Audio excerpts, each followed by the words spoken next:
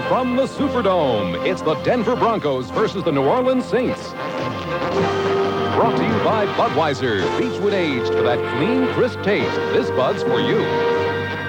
By Pontiac, we build excitement. And by Apple Computer, maker of Apple II and Macintosh personal computers, giving you the power to be your best in home, school, and business. With Pro Football Hall of Famer Merlin Olsen, this is Dick Enberg welcoming you to the Superdome in the Crescent City, New Orleans. A sellout crowd of nearly 70,000 fans to see the top team in the NFC West, the hometown Saints, against the defending AFC champions, the Denver Broncos. Denver at 6-5, currently in a three-team tie for the lead in the AFC West. The Broncos in white lost the toss of the coin, will kick it off to the Saints in black. And New Orleans, a city that is marching to a winning beat thanks to Jim Mora's success of the last 3 years. We're underway. It comes down to Mel Gray at the 8-yard line. Gray, a speedster from Purdue, down at the 24 in the grasp of Tyrone Braxton.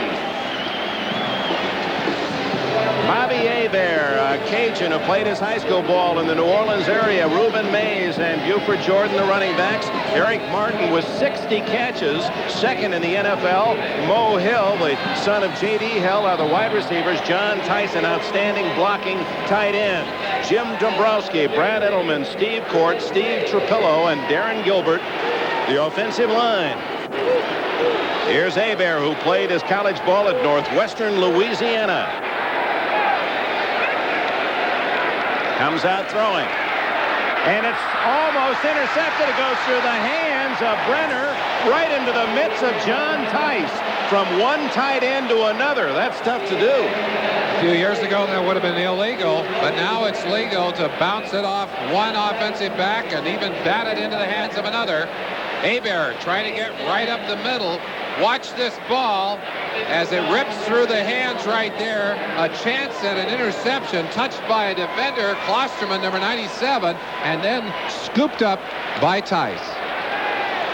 Well, a ricochet 9-yard gain to open play here in the Superdome. Reuben Mays, the lone setback. Hebert to Mays. Short yardage, but a first down out at the 37-yard line. Rick Dennison made the tackle along with Jim Ryan.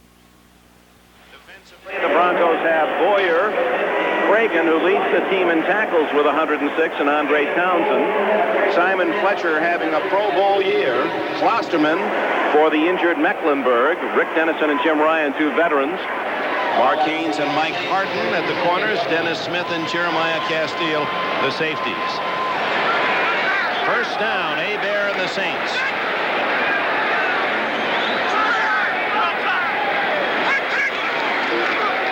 Mays. Dennis Smith playing up on the line of scrimmage. A strong safety got an early piece of him, and Jim Ryan secured the tackle.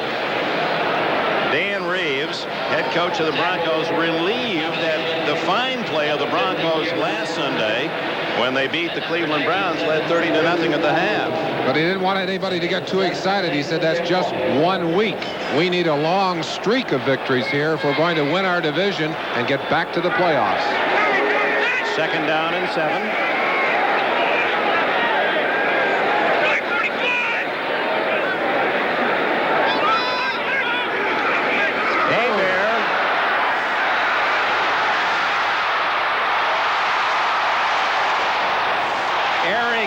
With a first down at the 46-yard line of Denver. Hebert tripping, but had the presence and some good blocking to be able to wheel out of trouble. And on the run, find Martin, the 61st catch of the year for Martin. Turning a mistake into a big play. He wants to hand the ball off to Reuben Mays right there. Falls down, but I think it may have been a play-action pass, because as he gets back up, he gets a little time, still has the presence to throw that ball into open territory, pick up the first down.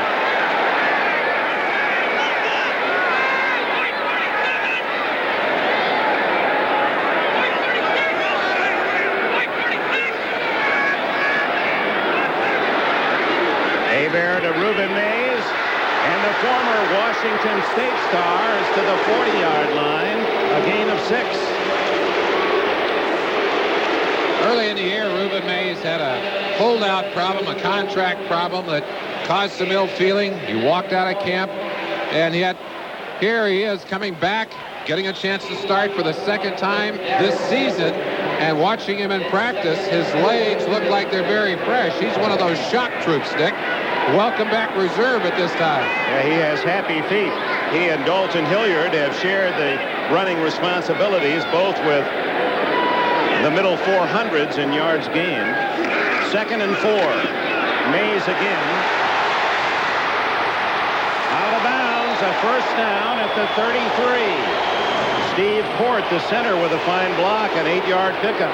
One of the best blocks on that play thrown by Jim Dombrowski.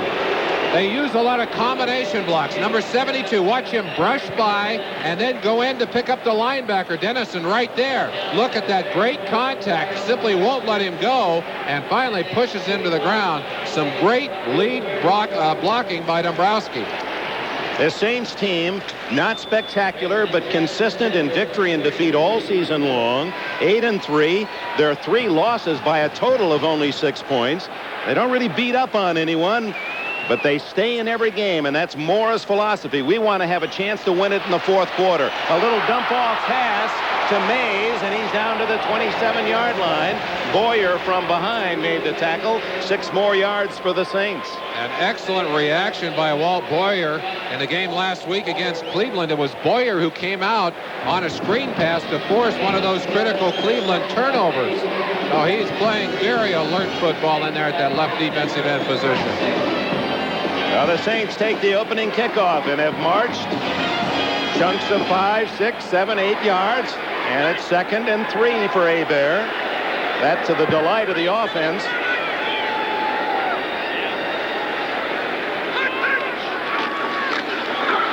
To Martin. And off his fingertips, Dennis Smith came over to cover. It'll be 3rd and 3. That's the first ball that's hit the ground for Jim Mora's quarterback. There he is, a handsome 53-year-old who was an end defensively and offensively at Occidental College in Southern California. His roommate, Jack Kemp, the congressman from state of New York now, but the former quarterback great with the Buffalo Bills.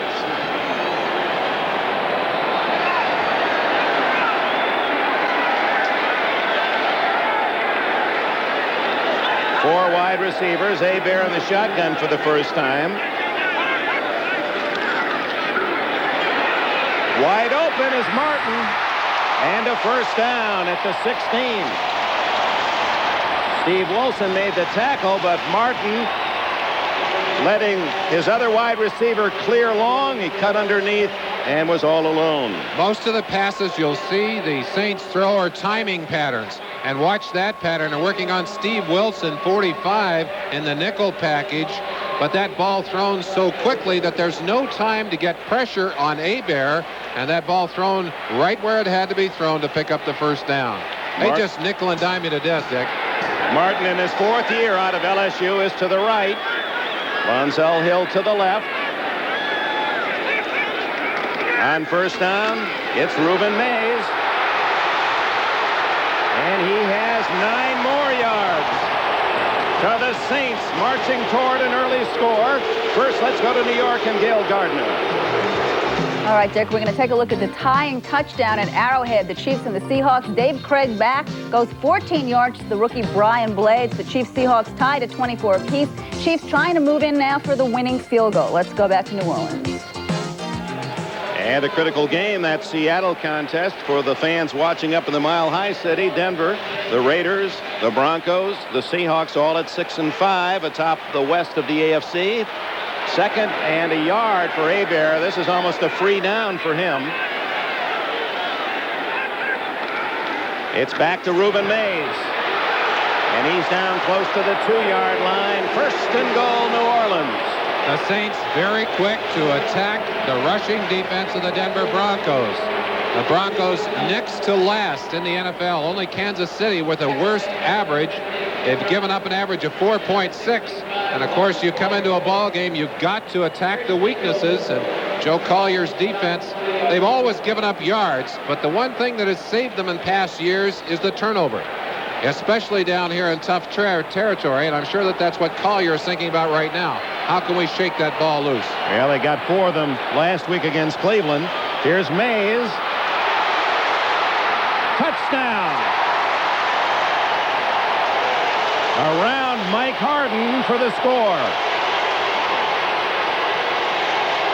Reuben Mays into the end zone, and those fresh feet, fresh legs and happy feet. You saw them there.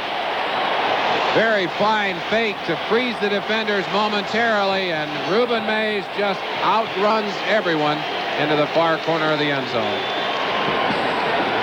His 3rd touchdown of the year, and we commented on that yesterday at the Saints practice that Reuben Mays, he just, for a back in November, he just looked like somebody that just came to camp. Here's Morton Anderson, some regard as the best leg in the NFL for the extra point, and it's 7-0. 76 well-engineered yards in a dozen plays, and Reuben Mays with a heavy workload on that opening drive. The thing we'd like you to look for on this play is just the freezing job that Reuben Mays will do on the linebackers and the defensive backs. As he starts to his right, watch him fake to the inside, just a little stutter step. All he needed was the momentary hesitation, and then he's able to outleg Dennison into the far corner of the end zone. Now Reuben Mays and the Saints lead 7-0. Here's our first 10-minute ticker. The Jets trying to slow down a Buffalo team that wants to celebrate an AFC Eastern title. Cincinnati apparently is going to hand Dallas another loss. We'll see Dallas and Houston Thanksgiving Day. Houston on its way to an important win against Phoenix. Cleveland has defeated Pittsburgh 27-7. Chicago apparently will win again at Tampa Bay. And the Vikings, in an all-field goal game, defeat the Colts and stop the Colts win streak at 5 in a row. Kansas City and Seattle, as we know now, well, Kansas City's gone ahead, has just kicked a field goal in the final minute of that game, and Detroit gives Wayne Fontes victory in his first head coaching day in the NFL. Late games, the Eagles score early against the Giants at the Meadowlands. San Diego and the Rams, no score. Atlanta and the Raiders. Big game for the L.A. Raiders, who just quietly using their defense in the thick of the playoff picture. 2 of the best kickoff men in the league today. Let's see what Morton Anderson does with his first kick. Oh, he roots this one high and halfway into the end zone, where Jason Johnson will take the touchback. So Denver has it at the 20, and we go to New York. All right, Dick, we're going to take a look at that Nick Lowry field goal. The game is not over yet. This is Lowry from 41 yards out to give the Kansas City Chiefs the lead over the Seahawks, 27-24, his second of the game. There are just seconds remaining. Let's go back to New Orleans. And we understand, Gail, that Buffalo, with the Jets trying to win it in the final seconds, blocked a Jet field goal, so that's still tied at 6. And here's John Elway. Boy, this was a hot ticket in New Orleans. A lot of fans here in the South wanted to see Elway, who may have as much star quality as any NFL player. They come out with a reverse to Natil, and he gains 2 yards. It didn't fool Sam Mills, the 5'9" linebacker from Montclair State, and Dave Waymer, the veteran cornerback from Notre Dame. There's Mills, and talking with Moore yesterday, and of course Mills came out of the USFL, where he and Mike Johnson of the Cleveland Browns were Moore's 2 inside linebackers. Couldn't say enough nice things. He's not just a little guy, he's a great player, he feels. We welcome those of you who have watched the Cleveland-Pittsburgh game. The Browns' hopes of a playoff wild card at least still alive. Tony Dorsett out to the 29, short of a first down by a yard. The New Orleans Saints took the opening kickoff, marched without a hiccup down for a score, and Reuben Mays a 2-yard run. Broncos offense has Elway at quarterback. Dorsett and Winder will share the running chores. Natil, Vance Johnson. We'll also see Mark Jackson, Clarence Kay, the tight end, Jariga, Keith Bishop back in the starting lineup. Despite the broken thumb, Billy Bryan at center, Keith Karts and Ken Lanier, the offensive line. It looks like Bishop is not going to be in there. Gerald Perry is in there now. Shotgun 3rd and 1 for Elway. Out of the backfield, he overshoots Gerald Wilhite. Wilhite was open, and the Broncos, unable to pick up a first down, will have to punt it away. One of the things that Elway and Dan Reeves wanted to do today is get off to a good start. Last week they got 10 first quarter points. They had been shut out the 5 previous weeks in the first quarter, Dick, and Elway not able to get things cranking here. Mike Horan, who has the best net average, nearly 40 yards a kick in the NFL. He's 3rd overall with 44.5 yards. Mill Gray deep for New Orleans. Not a deep kick. Gray comes up to get it at the 31. And out of bounds, he stepped at the 41-yard line. Horan, who has very quietly become one of the outstanding punters in the National Football League, but gets only 40 yards on that punt with a 10-yard return. That's a 30-yard net. He won't be happy with that. Had a 62-yard net on one kick last week, a 59-yard punt, and then a 3-yard loss on the return.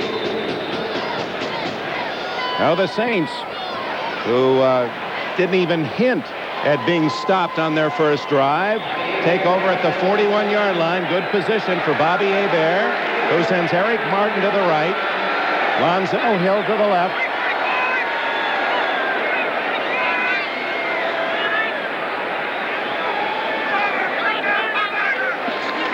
And the give to Reuben Mays. Not this time. Mays dropped for a loss as Simon Fletcher helps out Dennis Smith. Smith up from safety to make the early hit. Simon Fletcher, a defensive lineman, converted to linebacker, able to stand up well at the point of attack. He's going to take on John Tice, who's an excellent blocker, as you mentioned earlier, Dick, and then just break to the outside. And Dennis Smith, who's a very aggressive, strong safety, already had broken inside to get a piece of Mays, and they took him down together. Now Smith playing up so tight, undoubtedly the Saints will try to exploit that. Try to draw him in on a run and throw over the top. 2nd and long. Mays fumbles, and does it count, or was the ball ruled dead? It looked like he was on the ground when the ball ruled to be dead at the point that he was taken to the ground, but I'm sure that replay officials will take a quick peek at that one. Freddie Gilbert thought he had the pumpkin. Andre Townsend there as well. It's a first down for Mays. This is something that the Saints have done well all year, and that is to stay out of those 3rd and extremely long situations. They're saying it was no fumble. Will be a first down. In that situation, I'm sure Denver was looking for the pass, and they just crossed them up and able to pop those quick-footed Reuben Mays right through into the secondary to pick up that big first down.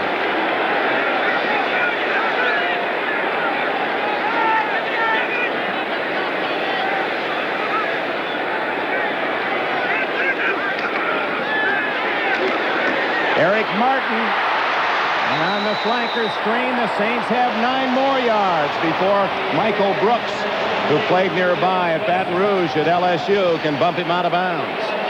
Eric Martin, one of the NFL's finest, does a couple of things that are very interesting. He's one of those wide receivers that is absolutely fearless after he catches the ball and going through traffic.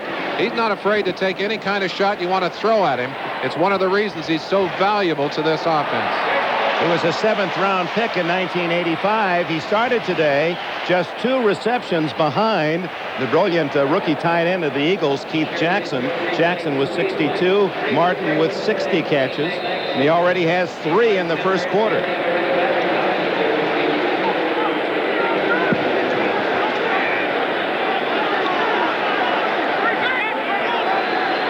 It was a first down, so 1st and 10 at the 36 of Denver.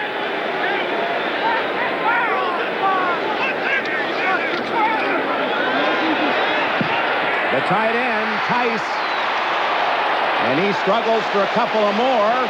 That'll be 9. And we welcome those of you who have seen a thrilling finale at Arrowhead as Kansas City, Lowry's field goal beats Seattle 27-24.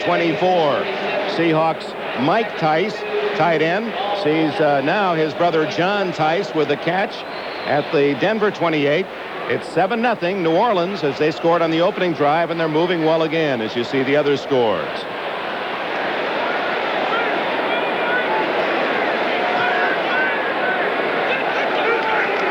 Second and 2.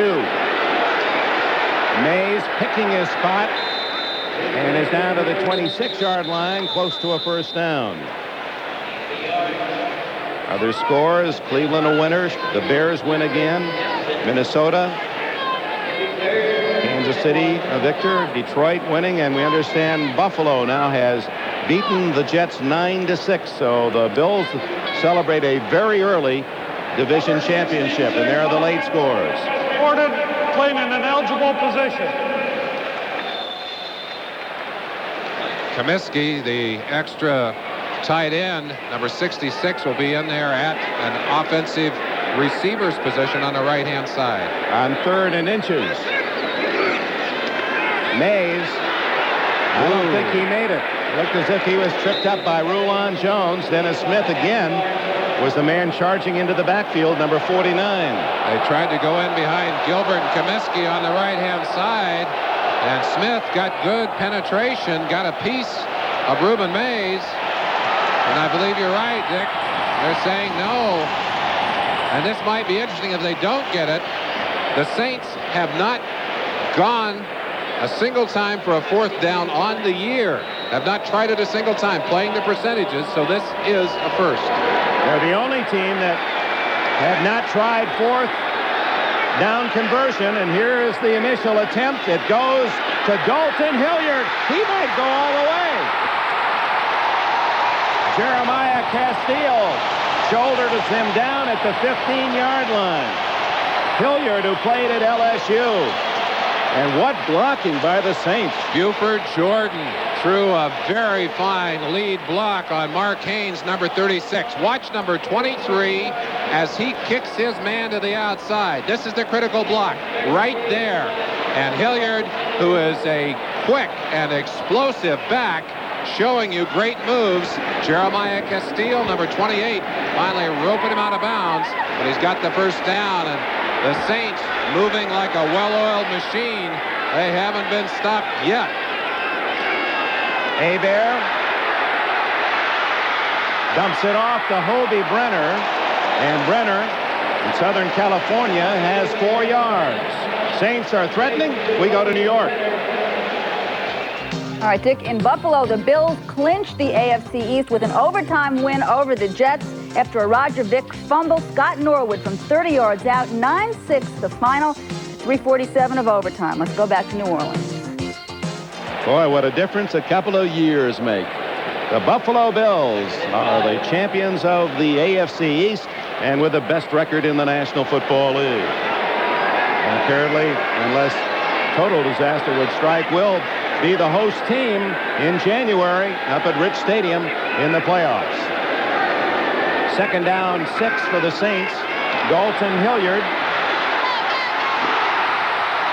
out of bounds at the 1-yard line, maybe the 2. First down, Saints. Boy, this is a running machine. You have to be impressed with what the New Orleans Saints are doing very quickly and exploiting Denver's weak rushing defense. But watch Hilliard break out of a tackle attempt right there and then just take a shot and still didn't lose his balance. This crowd doesn't hurt him either. They are in this ball game. Well, they've waited a long time to cheer a winner in New Orleans. Some thought it would never happen, some of the veteran fans of this great city. First and goal. Hebert just outside the 1-yard line. Flag down. Hilliard strolling into the end zone. Let's see if it counts.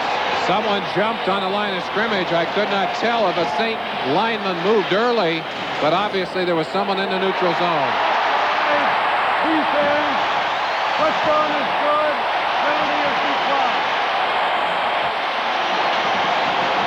13-0. The Saints in this opening quarter with 3:09 left, and Jim Mora's team has just taken it right to the Denver defense. So you're going to have to stop the run, and there has been no hint of that thus far from the Broncos.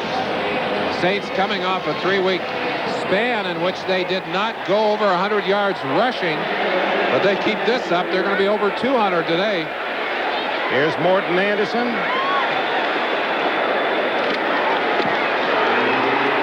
Right, and they say split the uprights, a football cliche. They had Morton Anderson in mind. Oh my. A playoff team last year, the New Orleans Saints, have really thrilled the Superdome crowd this year and continue today in the first quarter. You were here when it all began for New Orleans in 1967. Came in here to play in the first game that they played, regular season game, and not here, obviously, in the Sugar Bowl. And I'll never forget, they ran the first kickoff back for a touchdown. The noise was so loud in that stadium that it hurt your ears, and they couldn't get the game started for about 5 minutes because of the bedlam. I remember that game well. John Gilliam returned the opening kickoff. And this kickoff is sponsored by Budweiser, the king of beers. Ken Bell and Jason Johnson deep. Neither will get a chance to run it out as Anderson sends it 5 yards beyond the goal line. In New Orleans, 14-0 Saints.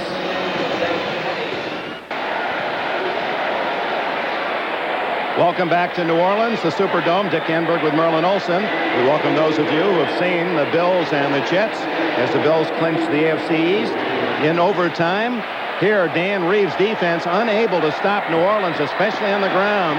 Saints have rolled off two very impressive scoring drives from the opening kickoff, and Jim Mora's team leads 14-0 with 3 minutes left in the first quarter.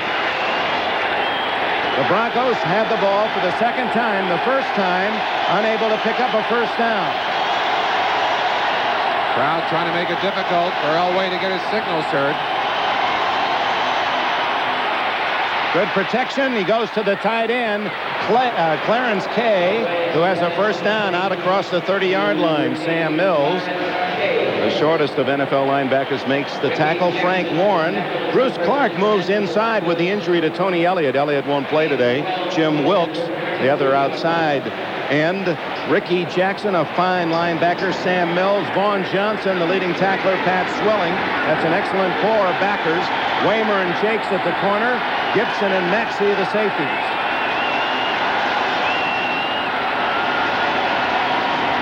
Elway. Well, it looked almost like a busted play. Again, the tight end, Kay, and he's out to the 43.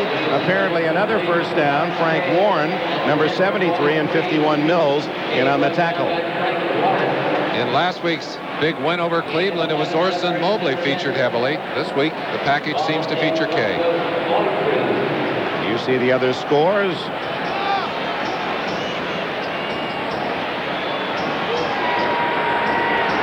Understand Miller of San Diego returned to kick off some 97 yards for a score to give the Chargers a 14-7 lead against the Rams. First down Broncos on back-to-back passes to Clarence Kay. The draw to Winder. It drew 4 Saints tacklers to the ball. Wilkes and Swilling there first. Dick, one of the basic differences between these two offenses, Denver wants to play big play football. They're like a hitter that's swinging for the fence. And Dan Reeves has always felt that the best way to get scoring control of a game, or the way they can do it best, is to utilize the great speed they have outside and Elway's strength in throwing the football. They're not the kind of team that will do a great deal of running unless they can find a weakness. On the other hand, the Saints are the picture of patience. They certainly are.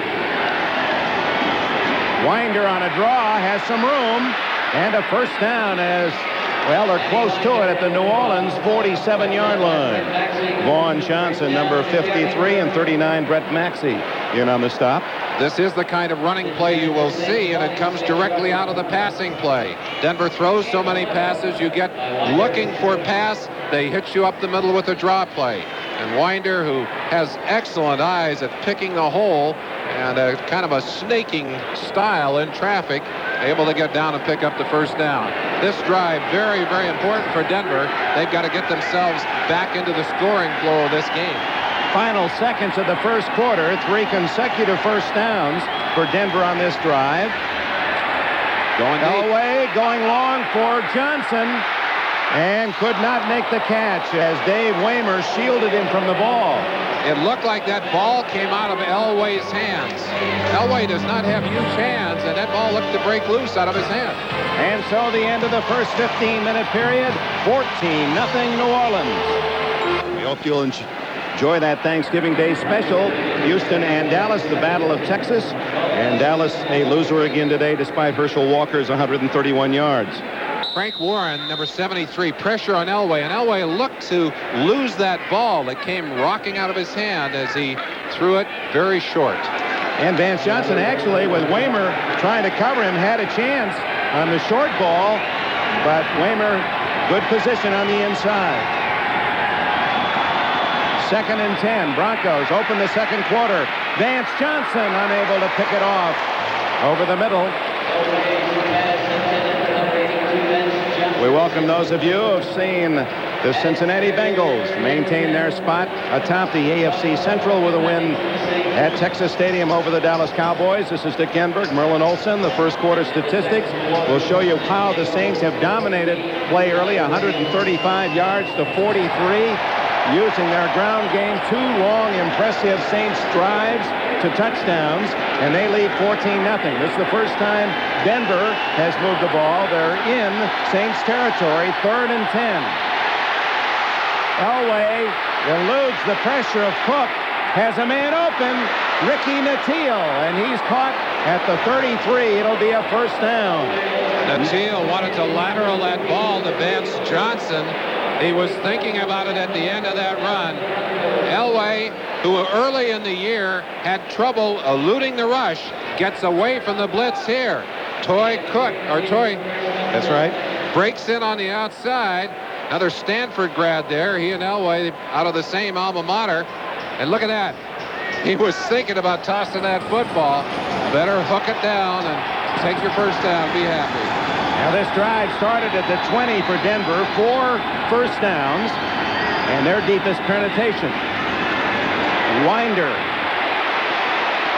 Sammy playing more and more as the season has progressed with Tony Dorsett riding the bench. Vaughn Johnson, Pat Swilling, pair of linebackers making the stop for New Orleans. This defense, typical of the traditional football teams in this league. They're a team that will lay off. They keep everything in front of them. And their philosophy, very simply, is that we're going to force you to earn everything you get coming down the field. And we're going to believe that you're going to make a mistake before you get into the end zone.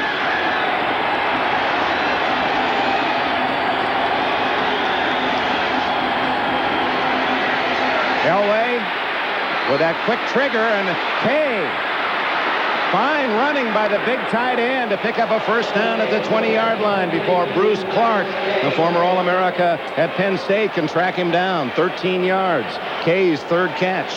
The thing that has been so damaging to defenses is John Elway's ability to get a little extra time and then rifle that football.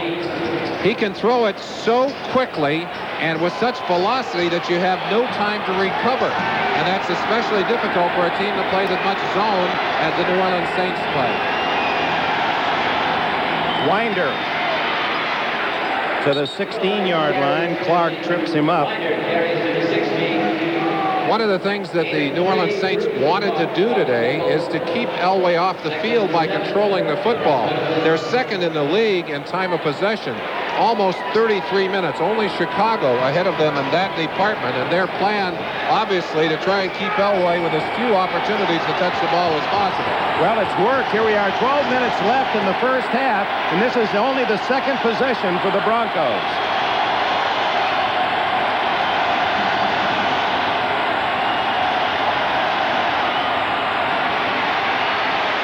Underneath, Natil hit immediately at the 10-yard line. That won't be quite enough for a first down. Sam Mills and Pat Swilling collaborating on the stop. Let's take a look at the 5'9" Mills, who was a star in the USFL for Jim Mora.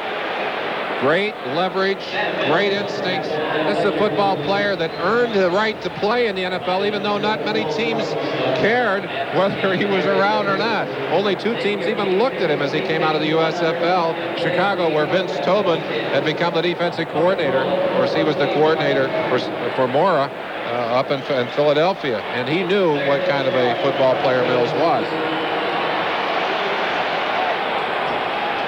USFL and the Saints have been an excellent connection. You look at some of the names: Hebert, Mills, Gray, Comiskey, Forcade, the backup quarterback, Gibson, a starting safety, Jordan, the blocking back, who came here to New Orleans out of the USFL. It's short by just inches on the measurement. That combined with an excellent draft in Mora's first year and some hungry players left from the Bum Phillips year. And that's the team you're seeing now, a definite playoff contender. 3rd and inches, and straight ahead as they wedge it out, and Elway has the first down. So 1st and goal for the Broncos at the 8-yard line. Running in behind Gerald Perry and Billy Bryant.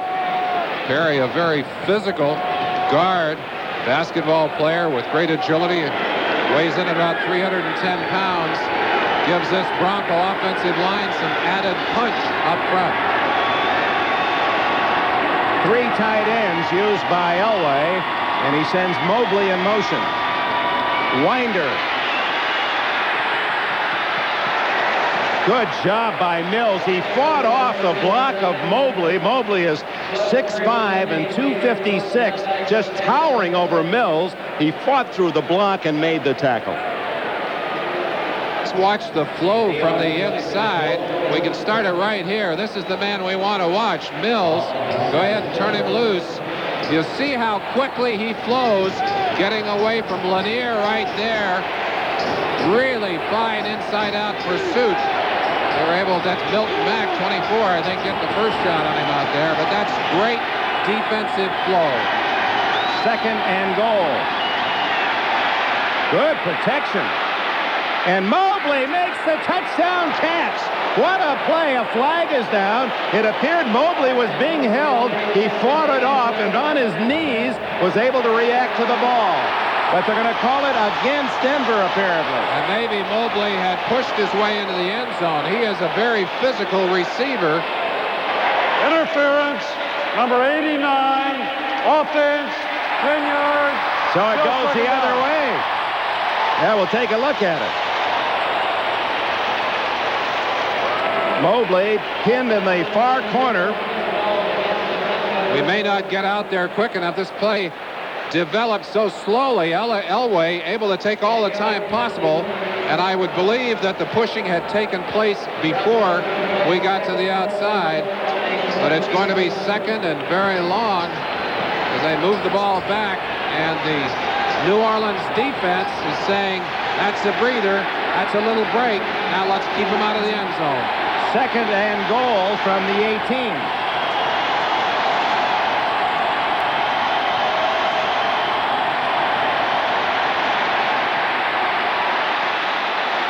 Intended for Ricky Natil. They brought the safety man, Gibson, or Maxey it was, Brett Maxey. They used that defensive ploy very successfully last week against the Los Angeles Rams in winning a critical game in Anaheim 14-10. He brought Maxey up a number of times, stacked him inside, and he just became the 4th rusher. But the Rams, who had expected the Saints, they had not changed a great deal throughout the season. They expected the same kind of plan, did not react well to it. So 3rd and goal. Into the eyes of the Stanford star, 28-year-old John Elway. Incomplete. Johnson didn't have a time to look for the ball. He was open. Vance Johnson straight upfield in the seam, but Elway hurrying his throw, and Johnson didn't have time to look for it. This ball is perfectly thrown, and I think Vance felt that he was covered. He's not looking for the football. A critical mistake. He just turned his head back a second too late because that ball was really humming. Elway trying to throw the ball through the defense. He had some trouble early in the year by trying to do too much with his arm. 35-yard field goal attempt by Rich Carlos, who is 21 for 29 this year. And it is no good. He hooked it to the left.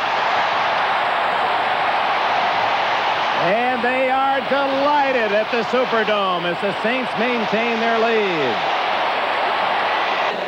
Back at the Superdome, where Rich Carlos has missed his 9th field goal of the year. 8 of those 9 missed to the left-hand side. And Gary Kubiak, you see his reaction, the holder, whether he felt he did something wrong or just disappointed that the Broncos had the ball for 8 minutes and 12 seconds, 8-12, to come up empty-handed. And Dan Reeves' fuse is running a little short. I don't blame him. This is not a team that's going to beat itself. You've got to convert on your opportunities to get it in the end zone or at least get your field goal. Well, they thought they had the touchdown, but Mobley was called for pushing in the end zone. Reverse to Hill. And Mo Hill out to the 22-yard line. Dennis Smith makes the tackle. That's about as wild as this offense gets. Little reverse to Lonzel Hill. Basically, what Carl Smith, the offensive coordinator, will try to do is get the diversity into the offense with substitutions and with formations. The plays themselves are not complicated.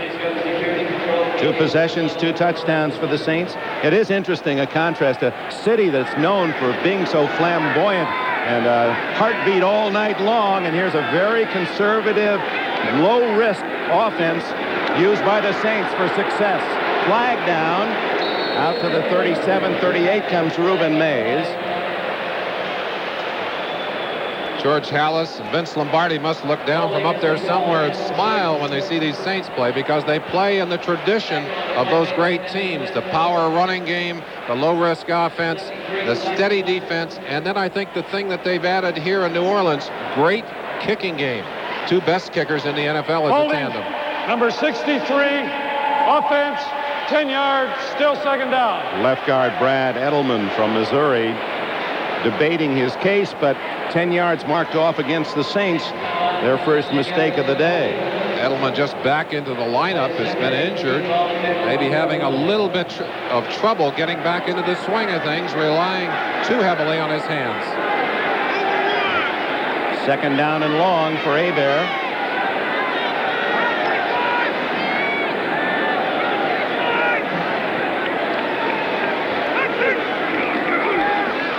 And it's Mays again. Oh, you can see the tremendous acceleration of Mays in his 3rd year out of Washington State.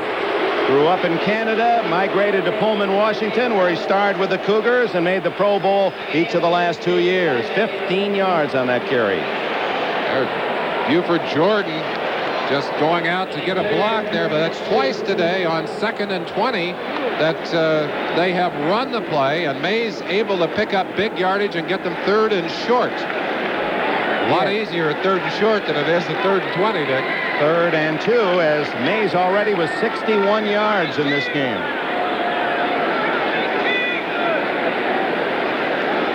Hebert using 4 wide receivers, shotgun. Underneath he goes to Perriman, and the rookie from Miami of Florida has the first down. His first catch of the day, 4 yards on the play. They're excited about Perriman, but he's the 4th wide receiver in this combo. San Diego's new kicker, Steve DeLine, a 38-yarder, and the Chargers trying to make things difficult on the Rams. The other late games.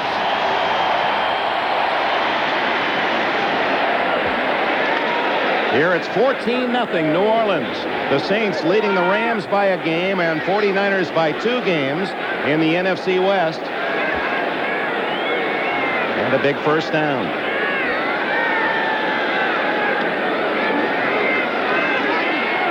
Hebert over the middle. There's Martin. Eric Martin with his 4th catch of this first half.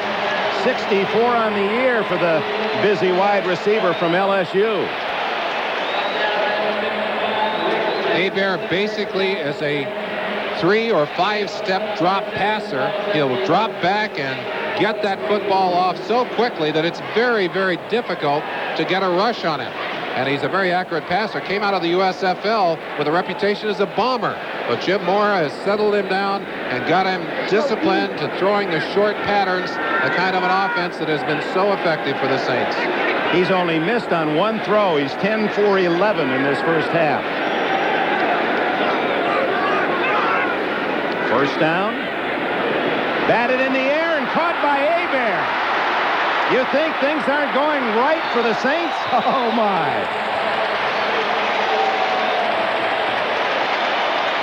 A 2-yard reception for Bobby Hebert catching his own pass. Well, I've seen quarterbacks catch their own pass, but usually you get tackled in the backfield. Hebert does not like to run.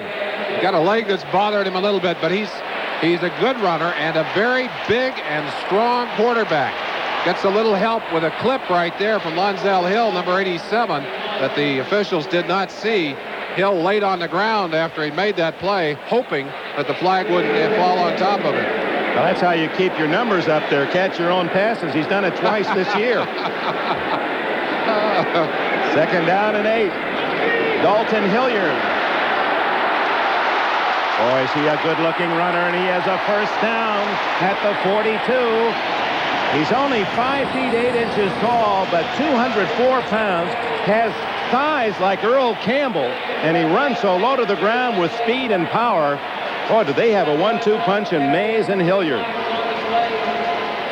Well, they got Craig Hayward in the wings waiting, their number 1 pick, who is also, if you talk about power, you're talking about somebody who goes into another dimension. So they are well stocked here with running backs, although Hayward injured at this moment. There he is on the sideline. Look at the hips and thighs on that running back. Ironhead, he's only 251 pounds. Well, that's 5'11". down from 280 in his senior year at college. A running back at 280? First down. Mays caught in the backfield, and Mark Haynes delivers a loss back at the 47-yard line. Make it the 46. NFC West. And this horse race has the Saints now in front after the win last week against the Rams. 49ers really battling now for their lives. And Atlanta, a troublesome team, as they are involved in a scoreless tie against the Raiders today in the second quarter. Atlanta and Kansas City both acting the role of spoilers here late in the year. Second and 13. Mays to the 40. And again, Hebert and the Saints, almost every team in that situation, second and 13, you'd expect to pass. That's twice today, 3 times today, that the Saints have gone to the run on second and more than 10.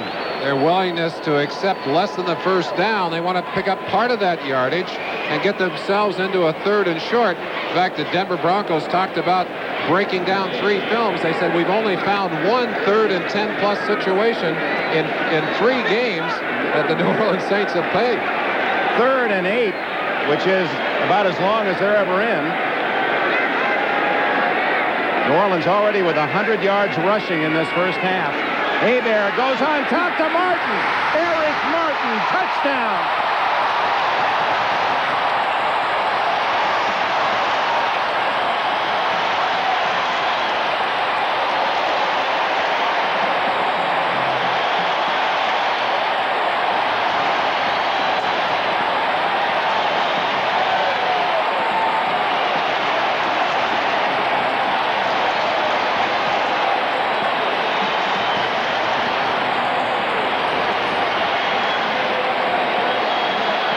Yeah, we talked about it, Merlin. The way Hebert kept chewing at him with a run and just the little short passes, and eventually you get all 11 men up there within 5 yards of the line of scrimmage. And over the top he goes. Yeah, then you drop the bomb on him. But even that pass, quickly thrown. Morton Anderson's try for point makes it 21-0. And the Saints continue to march in. Today's game is brought to you by Mitsubishi Motors, who invites you to come see the full line of cars and trucks. Mitsubishi, suddenly the obvious choice. By Black & Decker, quality tools that go at the top of everyone's gift list. And by Raytheon Company, where quality starts with fundamentals. Well, the outstanding teams, Merlin Olsen, at about this time of the year, Thanksgiving time, really show their muscles, and the Saints at 21-0 have been very impressive. Anderson lines one down to Ken Bell at the goal line. And Bell, the former Boston College runner, with a flag down, is out to the 24-yard line. Brian Ford, a linebacker, made the tackle. He's from Washington State. Probably see an illegal block here and a very poor field position for the Broncos to start this next drive. The Saints have had the ball 3 times, have scored all 3 on drives of 76, 59, and 80 yards. Blocked below the waist against Denver on the return. The total yards at this point, with 4 minutes and a half left in the first half. Here's Dick Personal Jorgensen. foul. Illegal block below the waist. Number 47 receiving team. Half the distance to the goal line. First down. So they'll start from their 11-yard line. Denver has 82 yards. New Orleans 225 yards in 3 possessions. Wow. Project that one out. Dan Reeves trying to figure this one out. Back at the Superdome, John Elway and the Denver Broncos staring at a 21-0 deficit, and a New Orleans Saints team playing apparently at the peak of its game. And they'll start from the 11-yard line. And hit in the backfield is Tony Dorsett as Brett Maxey, number 39, the safety man, infiltrates. Go back to the touchdown. Notice how quickly 1, 2, 3, and that ball's in the air. Beautiful touch pass on the fade to Eric Martin, and that's the kind of pass that, I'll tell you, Hebert has thrown that beautifully all year long. There it is. Just see Martin looking for it over that right shoulder. It's right there. Wilson helpless. Beautiful throw by Hebert. 40 yards and the touchdown. 2nd and 10.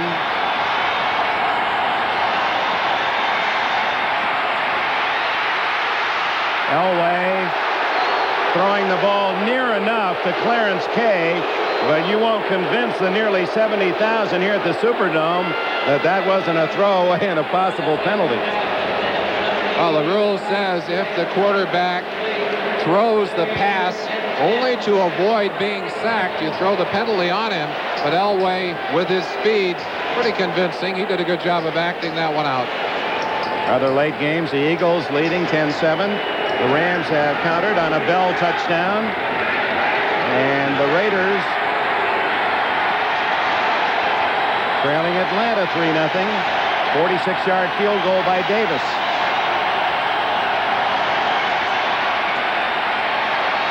Elway on the roll to get some time and throws across to Johnson, wide open. Vance Johnson out of bounds at the 33-yard line, and not many quarterbacks in any league can make that throw. A team that plays a lot of zone defense gets in the habit, when a quarterback rolls one way or the other, of cheating their zones to the roll. That's dangerous against Elway because he'll throw the transcontinental pass as he did there. You notice that all the defenders had moved over with Elway. Vance Johnson breaking to the far sideline, and the strength of Elway's arm made that first down possible. Johnson having his best year in his 4th season from Arizona. He's over 50 catches on the season. A big first down as Elway and the Broncos out from deep in their own end, trailing 21-0. Little flanker screen. And yardage out to the 38-yard line is Mark Jackson. He's a tough little guy out of Purdue. He was fighting off some linebackers and picked up another 3 or 4 before Vaughn Johnson and Pat Swilling could drag him down.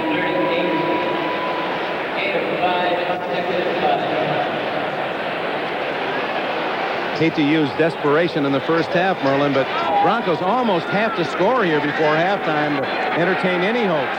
You really have the feeling that the Saints, who are used to a grinded-out pace, if the Broncos can't get something going here, are just going to keep grinding and grinding.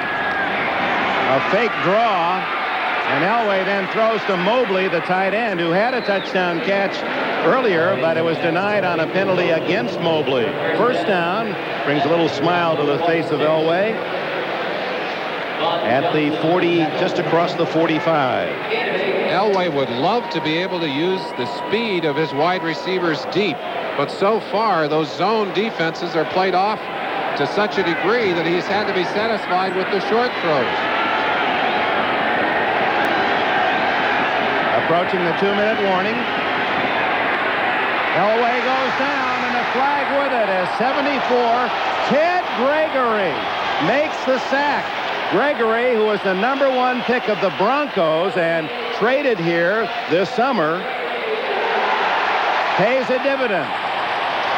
He's from Syracuse. You talk to Ted Gregory and to Sean Knight, the two men involved in that trade, and there is number 64, offense, decline. Second down. Billy Bryant, the center, called withholding, but those two men, probably more than anyone else, wanting to have a great day here today to show those folks back there that they made a mistake. And the clock runs down to the 2-minute warning, and there's the timeout. Now the Broncos, with that sack, will be looking at second and around 18 from their own end and looking up at a 21-point lead for New Orleans. The other headlines of the day: Buffalo, Scott Norwood's field goal beats the Jets. Moon, 3 touchdowns, the Oilers win. Brooks had a big day for Cincinnati. And the New Orleans Saints as a team having a big day. Elway trying to force one, but Van Jakes able to knock it away from Vance Johnson. Here are the headlines. The Cowboys have lost 8 in a row. We'll see them on Thanksgiving Day. And you know, the parity, the fact that the winning teams pick last in the draft has really worked. And you look at the teams now, the Buffaloes of the world. 2-3 very tough years back-to-back that brought them such quality players, and now that's paying off in the best record in the NFL. The AFC with a couple of wins over the NFC. Houston winning, Cincinnati beating Dallas, Houston over Phoenix, so they have the advantage over the NFC on the season. Elway needs something big, and he's going long. Intercepted. Dave Waymer, 30, 40, 45, 47. Jim Chiriga, the tackle, made the hit. Waymer with the interception. His second of the year. Just what the Saints need, the ball with a 21-0 lead. And Elway down 21-0, looking for something big, but the Saints were waiting for that long pass. They simply will keep everything in front of them, and if you get greedy, this is what happens to you right here. They're not going to let you get that long bomb, and Waymer just back into the starting lineup after sitting down for a while, makes the most of his opportunity. So Bobby Hebert, for the 4th time his Saints have the ball. He's produced 3 touchdowns out of 3 chances, and Ruben Mays plows to the Denver 46 before Dennis Smith can make the hit. 1:27, the clock running. The Saints have all 3 timeouts.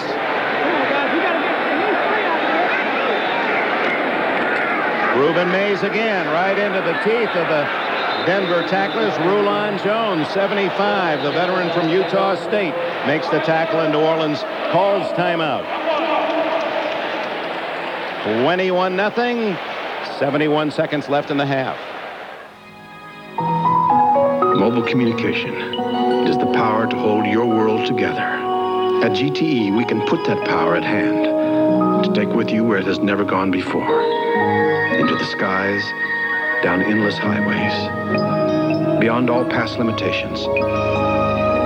At GTE, we give you the freedom of personal communication and the power of new opportunities. Because at GTE, the power is on.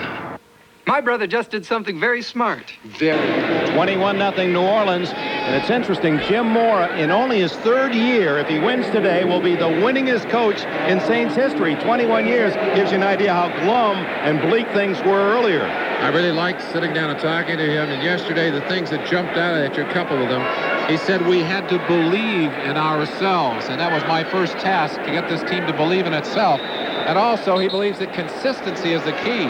Well, you don't get much more consistent than his Saints have been so far in this ball game and so far during this season. They really have maintained it well. The biggest margin of victory for the Saints this year was 20-6 against the Raiders.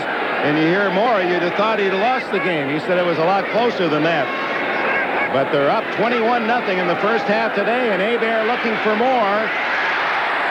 Flag goes down as a fine throw as he zipped that one in to Mark Pattison. That's the first time we've seen Hebert on the ground and really pressured all day long. They're going to call offensive interference on the Saints.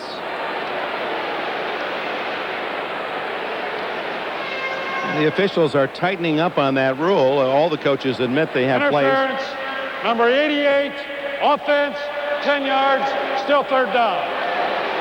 But it may not be a pick so much as Pattison just pushing off. There he is on the top of your screen. Working on Jeremiah Castillo, number 28, and Jeremiah is entitled to his position. You see Pattison just pushing and driving him off and then shielding him with his body. The last part of that, not a foul, but you can't push that man down the field. He's entitled to the position that he has. So with 1:06 left, the Saints have it third down and 13 inside their 45. They've run in this situation all day long. Let's see if they go to the draw here.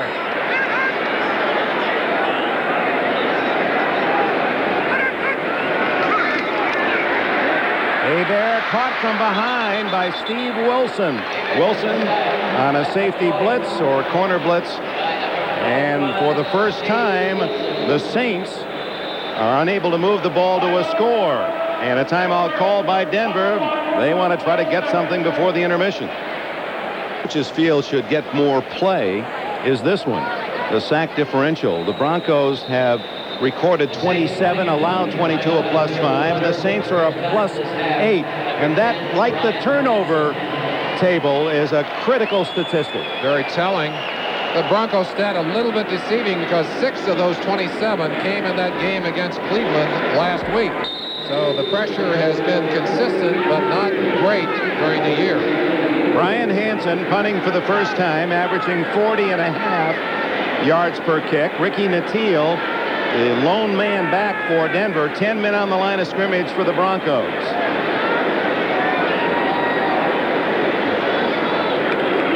And they're going after him, but he wheels it out of there. Nattiel at the 24. Good coverage.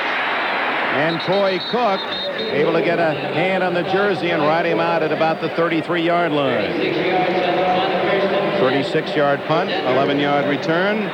And the Broncos have 53 seconds and 2 timeouts to try to get on the board. If you could have asked Jim Mora yesterday to write the perfect script for the first half, he would have written it as it has been played. Well, it started with the opening possession as Mora Saints just took it right at Denver's defense. Went down the field 76 yards in 12 plays, and Mays scored. Elway spun around, still fighting for his life. Throws to whom? There are a lot of offensive linemen there, but no eligible receiver was very close to that ball. Steve Sewell, the closest, was coming back to try and help Elway. But watch Elway use his strength to spin away right there. Linebacker coming from the outside. Swilling. Pat Swilling. You'll see, right, the closest man, left-hand corner of your screen, coming back up was Steve Sewell, number 30, but Elway just threw that one away. Elway, who is in the minus pool, 11 touchdowns, 14 interceptions, a -3 this year. Through the hands of Nattiel wouldn't have gotten him much anyway. Troy Cook was there, extra defensive back. So that was a former Stanford baseball star, Elway, throwing, and Troy Cook, a former baseball star at Stanford, defending. Cook was the cleanup hitter on Stanford's NCAA championship team. There he is. Elway played his first collegiate football here in this stadium back in '79 as a freshman. He came in for Turk Schonert in a game against Tulane, and they were just getting shelled. He got a quarter and a half. I said, "How did you do?" He said, "I got beat up about as badly as the team did." And it hasn't been much kinder today. Elway finally finds a man open. And into the 48-yard line of New Orleans goes Mark Jackson. And again, Jackson, a little man at 5'9", 177, running through tacklers to pick up extra yardage. 30 seconds left in the half. And for Denver, one timeout remains. Steve Sidwell's defense forcing John Elway to be patient to pick, and that's not easy for him when he looks up at that scoreboard. He wants to get it down the field, feeling the urgency of that. There's Sidwell with the headset on, the sweater on, talking to linebackers on the far side. Lon Johnson, number 53. Sam Mills, number 51. He'll relay signals through both of those linebackers out onto the field. Vernon, we should point out that the Saints are using Dwayne Board. They acquired him a couple of days ago on the waiver wire from the 49ers. It shocked San Francisco. They thought they could slip Board through and no one would claim him, but the Saints have taken Board. Number 76 was an outstanding pass rusher. Well, and they'll use him today after just a few days in camp. I watched him walk around yesterday with his own private coach trying to get him filled in on this defense. Not easy to do. Elway flushed out, will run to the sidelines, and no, doesn't kill the clock. That was surprising. 20 seconds left. He could have gone out of bounds. He did not. Now he has to use the timeout. Oh, my. Elway, I think, glancing up, figuring he could make a few extra yards, but the wise choice there would have been to take it right to the sideline. He simply made an error in judgment. 17 yards on the rush for Elway, and with that rush, he moves up the line. It's perhaps an insignificant statistic, rushing by a quarterback. In fact, some coaches think it's not a good statistic, but the names that he passes are interesting. Last week, he passed Roman Gabriel, your old quarterback, and with that run, he just went by Billy Wade to become the number 20th all time. And Bart Starr, by the way. Some great names. Watching Elway in the locker room, in the training room early, that right ankle heavily taped. That's the ankle that was injured against Atlanta earlier in the season. He feels he's about 95% on his mobility now, but still does not have the quick move side to side that he had and exhibited through the last two seasons when he was so tough to catch and bring down. By not running out of bounds and Elway using the last time out, he's made this play call much more difficult. It would be, at best, a long field goal try, and Elway has to use the sidelines, and it's deflected, incomplete, intended for Steve Sewell. 12 seconds, time for at least one more play. They've got to pick up about 10 to give Carlos an opportunity for something he can convert on here, but very important to try and get something on the scoreboard so that you don't feel like you have been totally shut out of this first half. That miss by Carlos looming bigger, although with the size of the lead for New Orleans, it may be totally insignificant. Well, they're within his range. A field goal here would be about 48, 49 yards. So Elway doesn't want to be taken down for a loss either. Flags go down. I don't think he got it off in time. Or was there contact? False start, number 76, offense, 5 yards, still second down. Ken Lanier at 5 yards is a costly 5 because now a field goal from this point would be over 50 yards. Ricky Jackson dropping down to a three-point position to rush the passer on that side. Very quick upfield. He's a linebacker that's big enough to rush from that position. And Lanier, wanting a little extra time, tried to beat the snap a bit, but that puts them in a very dangerous position. They may not even be able to get a shot at a field goal unless they can pick something up quickly here. 12 seconds left.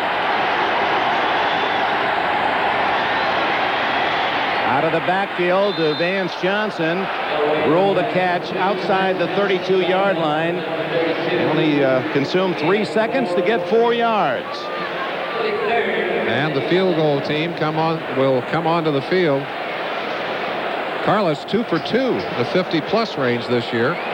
His longest was matched this year, 51. Longest he's ever kicked. He has already missed one today from inside the 40. This one will be exactly 50 yards.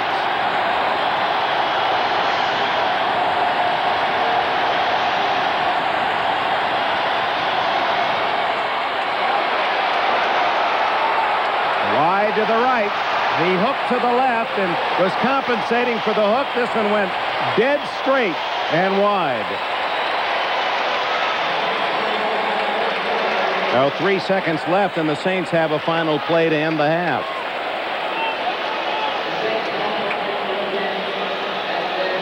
So Carlos has missed from 35 and now from 50 yards. Trying to use a little body English to move that one over. Did not help. Not much for Dan Reeves to lean on at halftime that is positive in this game. And for the Saints, they have played a near flawless half. And now they kneel down by Hebert, and that is the end of the first half.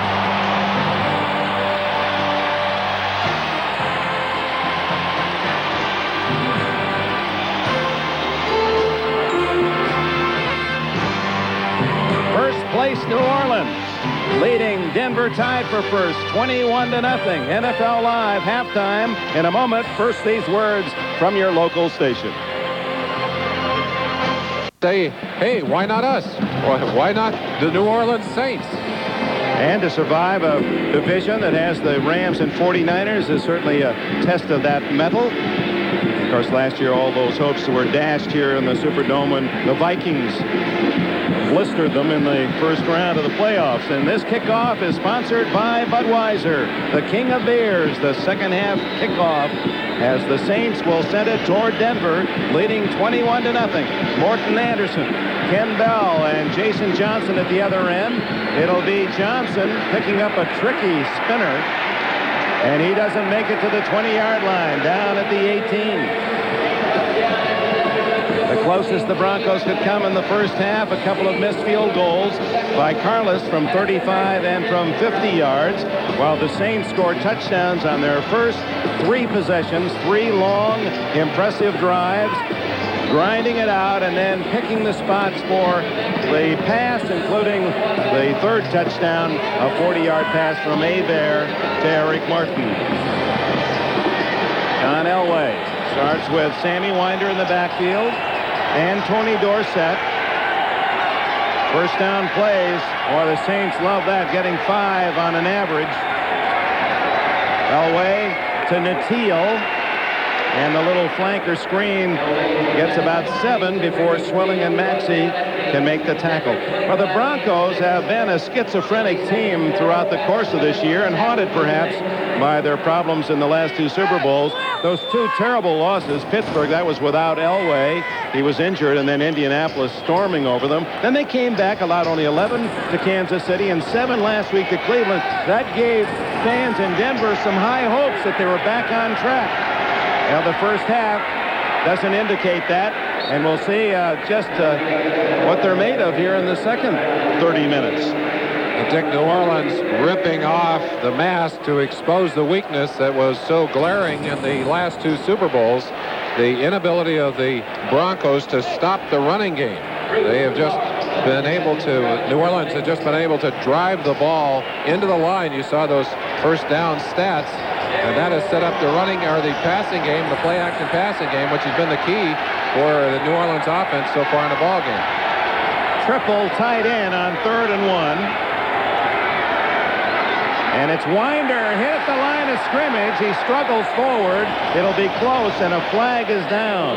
Vaughn Johnson, 53. Jim Wilkes, 94. And Brett Maxey, 39. Sticking their nose in on the ball, and now we'll check the flag. Holding Denver.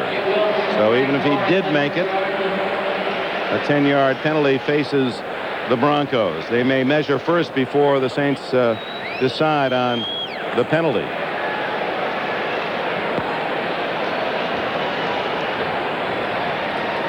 Apparently he did not have enough yardage for a first down anyway. So 4th down and a yard to go. Holding, number 64, offense, decline. 4th down.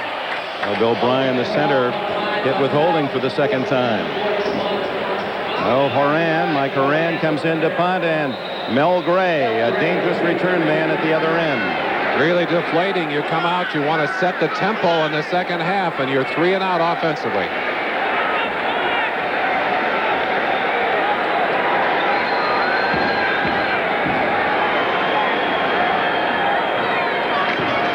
Return is on.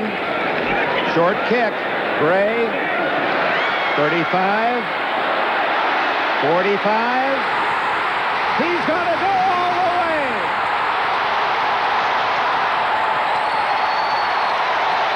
65 yards. Mel Gray, touchdown, New Orleans.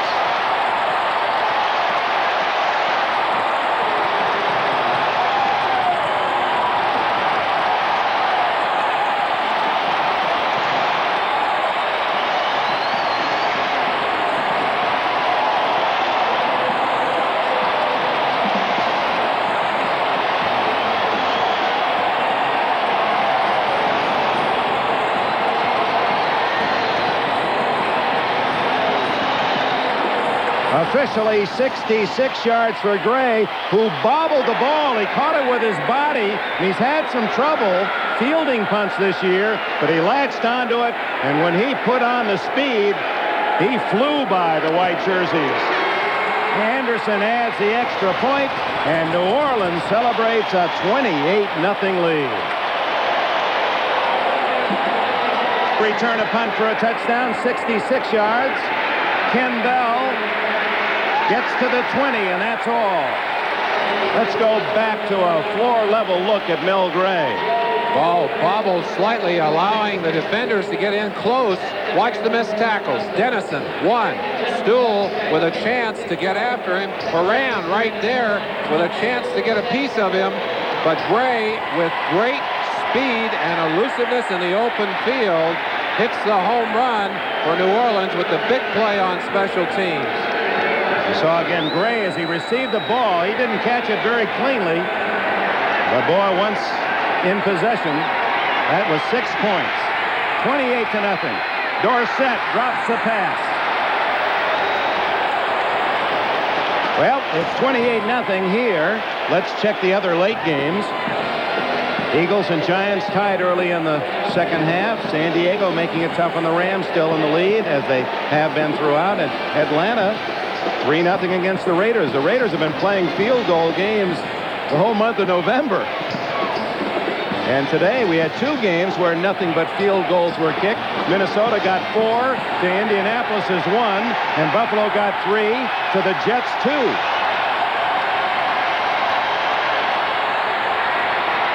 Second and 10 underneath to Natil.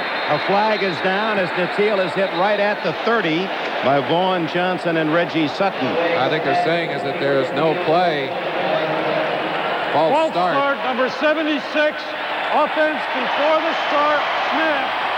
5 yards, still second down. You know, it almost hurts, Merlin, to see a good team, a Super Bowl team, be beaten up this way. And it's the 3rd time this year that Dan Reeves has had to swallow, as his club has really been thoroughly thrashed.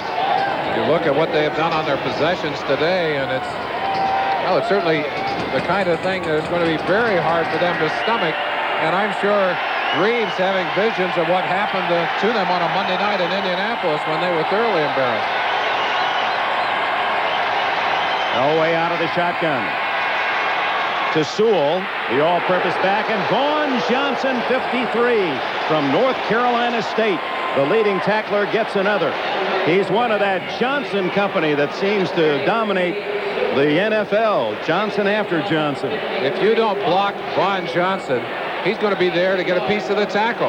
Watch him flow to the sideline, and Sewell, who has excellent speed, just doesn't even get a chance to use it. The nice thing about this New Orleans defense, too, you don't see them missing a lot of tackles. They're very steady, good technique. Basically what they say to you, we're not going to give you anything. You're going to have to earn it, and you're going to have to earn it the hard way.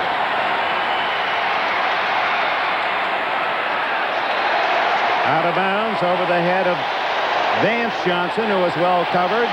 And here comes the punting team. 3 and out on their first series offensively, and the defense has done it to them again.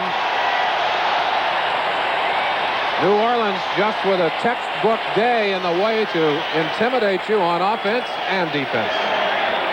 And Horan with his nearly 40-yard net average.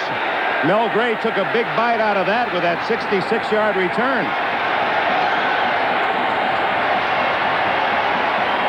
Gray back at the 40-yard line.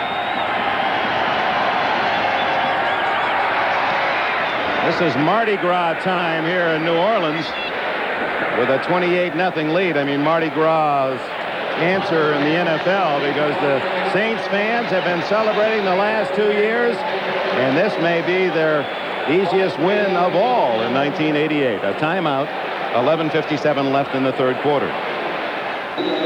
Yeah.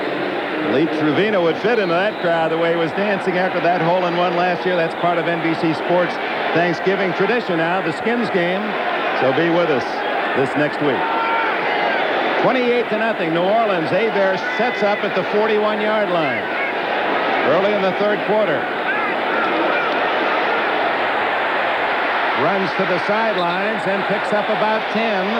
Out of bounds at the 50. One of the questions we have to ask as we're watching Denver's defense is how much do they miss Carl Mecklenburg? Such an emotional performer and a big play man out of the lineup with a fracture of his thumb, which he re-injured. They're hoping to have him back for the final 2 seasonal games. And Dan Reeves, I'm sure, saying right now, if we lose today, we may have written our ticket right out of the playoff situation totally. Well, there isn't going to be any wild card team that would appear out of the West or the East. It appears that 3 teams are going to make it out of the Central, at least with 5 games to go. And, of course, that is premature speculation, but certainly a reasonable one that the Central Division of the AFC is going to dominate in the playoffs. Well, both of these teams did something early in the season very similar. The Denver lost to both Seattle and the Raiders at home. New Orleans lost to the Rams and the 49ers here at home. The New Orleans Saints have kind of made up for their loss here by going out and beating Los Angeles on the coast. They still have to play San Francisco, and Denver has a game against Seattle and the Raiders at home, but they are behind in the divisional standings and they head-to-head at this time. Denver playing at Seattle and at Los Angeles. On 3rd and 1, Mays, it'll be close. He had to get, I believe he's got it, Dick. He does to the 49, and he did make the yardage. Needed a yard plus, and he got the tough yard and a half. Greg Davis has kicked another field goal for Atlanta, as you see the injured Bronco, and so Atlanta leads 6-0 at the Coliseum. And the Giants, on a Phil Simms pass to Baker, 9 yards, take the lead 17-10 against Philadelphia. Timeout, 11:27 remaining in the third period.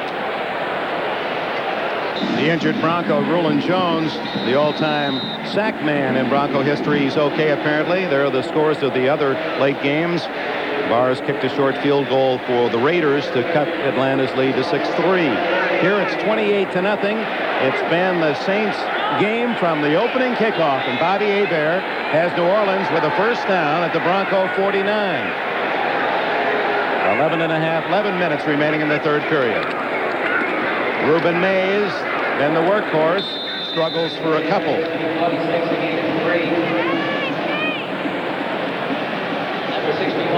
Carl Smith, the offensive coordinator for this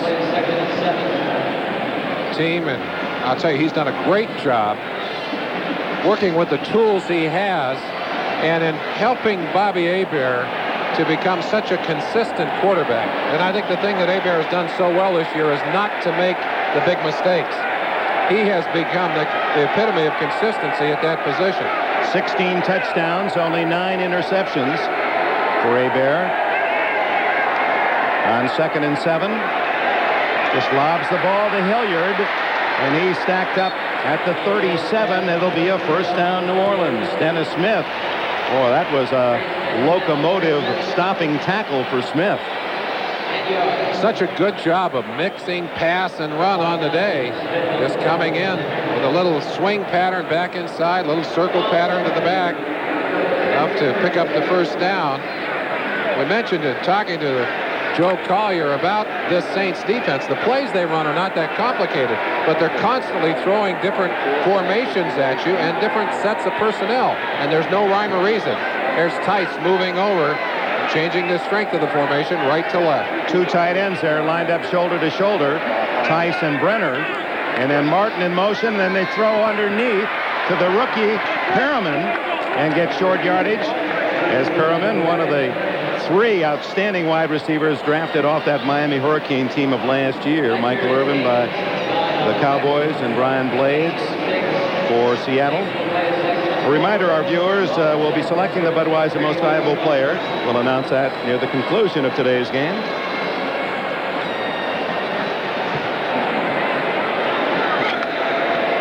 Say there aren't many good calls defensively when you're this far down. The offense can do anything they want to do. 2nd and 5.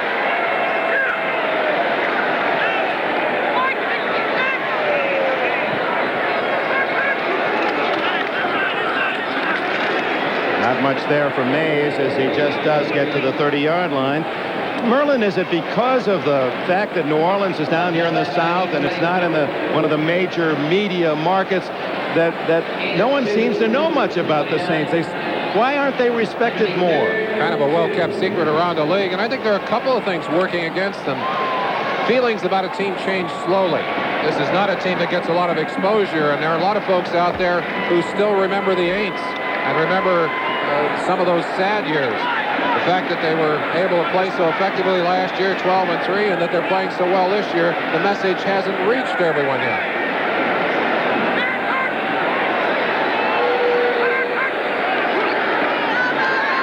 Hebert had to hurry his throw to Perriman and wasn't able to find his wide receiver, but incomplete, but certainly thrown to and he's not happy with that at all. This feisty Cajun, who is part of the spirit of this team, and that's kind of nice for the Saints, that when it did turn for them finally and it became positive, that they've got one of their own leading the way in Hebert.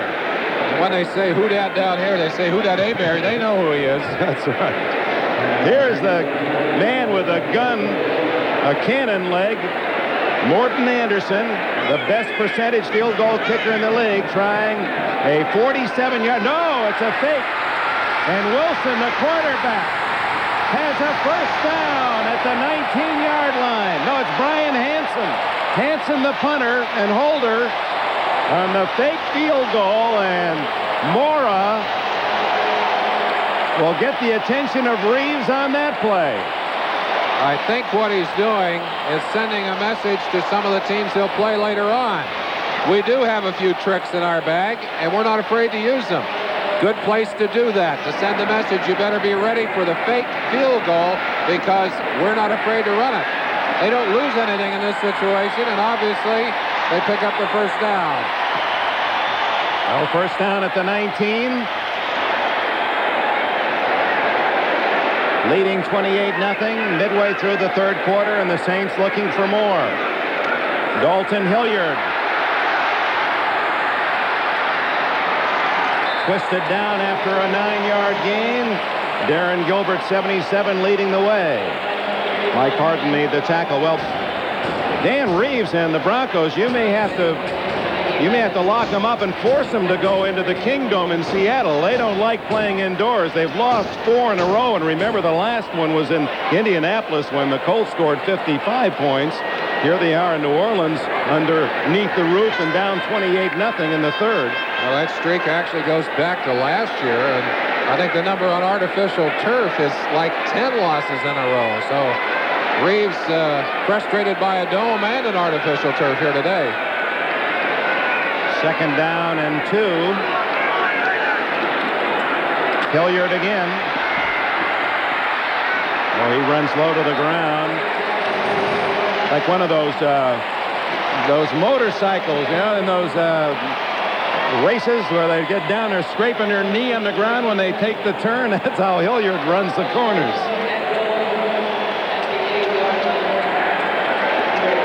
Watch him as he drops down low to go around, and you're right, Dick. He's hit bottom almost on the ground here. Simon Fletcher out there, and he just gets almost in underneath the tall, rangy linebacker. Sticks his head down far enough to pick up the first down. 1st and goal. Buford Jordan now the blocking back with Mays the tailback. And Andre Townsend comes across to bring him down after a yard gain. Dick, we talked a few moments ago about why New Orleans has not gotten more recognition for the kind of football they played through last year and through this year. And we talked about the fact that they don't get much exposure and people remember them as they were. A couple of other things that work against them. They are not a flashy team. They don't try and knock you down with tricks, and they don't throw the ball that much. They just come at you and beat you with consistency. I think the other thing people remember, that 44-10 loss to Minnesota. There's some folks who are going to hold that over their heads for a while as well. 2nd and goal.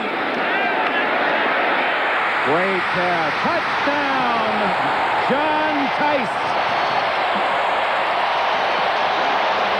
The big tight end from Maryland juggles and squeezes 6 more. Like a good fighter that goes to the body until you drop your guard, and then they go right to the chin. They hammer with their running game until they pull everyone up, and then they go over the top.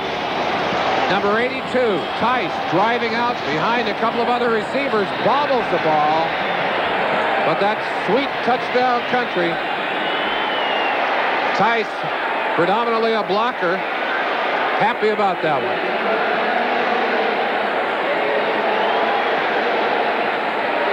There's something like 22 brother combinations in the NFL active in 1988. Of course, Tice one of those, along with his brother Mike, a tight end at Seattle.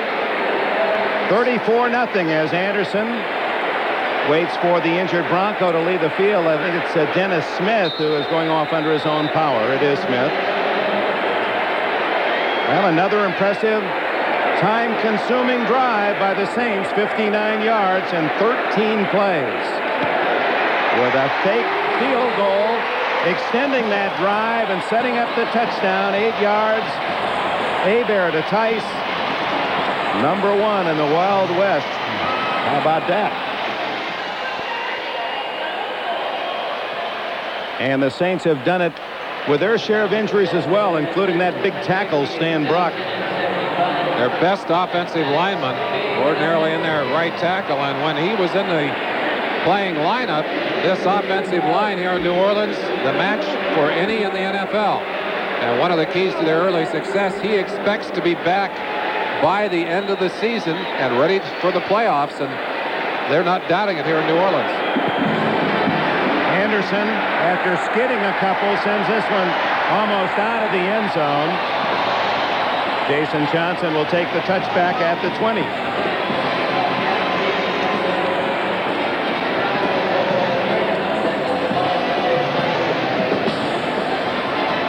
I know Saints fans are interested in that Rams score, and the Chargers lead by 10 in the third quarter.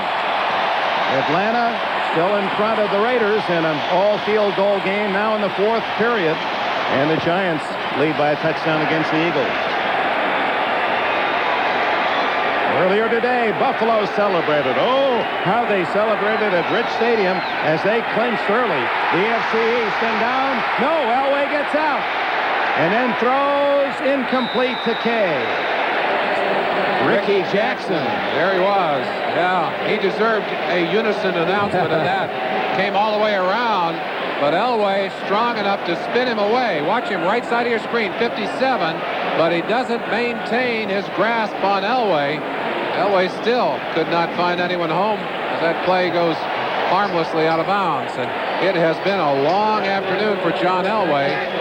With that many points on the board, defensively, you can begin to take all kinds of risks. But this is still a very basic offense. They're not going to give Elway any chance to go downtown. Well, look at the deep men are 15 yards off the ball. So Elway goes underneath the Wilhite, who moves to the 27-yard line where it'll be 3rd down and 3. Vaughn Johnson, Van Jakes made the tackle. We talked about Vaughn Johnson, 53, one of the many former stars out of the USFL that have strengthened this Saints team, and the fact that he's part of that Johnson combination. There's the two Johnsons with Cleveland, Mike and Eddie. Pepper Johnson with the Giants, Troy Johnson with the Bears, M.L. Johnson with Seattle, all linebackers in the NFL. Elway completes it to Mark Jackson and a first down at the 36. Van Jakes from Kent State makes the tackle. Jim Finks has done a fine job of building this team. Coming here from Chicago, of course, he was one of the builders that helped to bring the Vikings to power, and then moved to Chicago, and then came here. Done a good job of drafting, a good job of trading. That's a great poster. The three amigos playing off Denver's wide receiver. That's Finks, the owner Benson, the coach Mora. Elway under pressure gets it to Natil, a 9-yard pickup to the 45-yard line. If you talk to Finks about where the holes are, as you see Natil a little slow getting off the ground, in fact, very slow. There's still areas that they need to build strength in.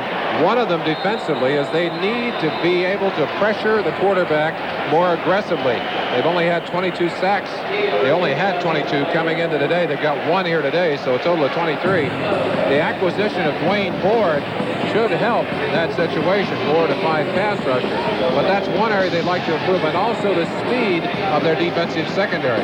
They do have excellent linebackers, but those two areas need improvement. You look at Board, the ex-49er. Natil apparently twisting an ankle. Dennis Smith went off with a twisted knee, but they say it's not serious. He should return. But we talked about the Chargers out at the Raiders. Merlin, they had a kickoff return for a touchdown, San Diego. Listen to this one, as much as we get the report. Sammy Shields, well, apparently Charles White with a score 17-14, San Diego. White fumbled. Browner picked it up, went 25 yards, lateral to Sammy Shields. He went 50 yards for a touchdown to make it 24-14. Sammy Shields. Ricky Jackson, the tackle. It's a first down for Denver out near the 47-yard line. An ex-Raider getting a chance to do something for the Chargers. The Superdome, when it's jammed right to the aisles, will seat about 70,000. There's 68,075 here today. And this has been a feast for the Saints fans who can never get enough after those many, many years of suffering. It's short of Mark Jackson at the 40-yard line. Van Jakes on the coverage.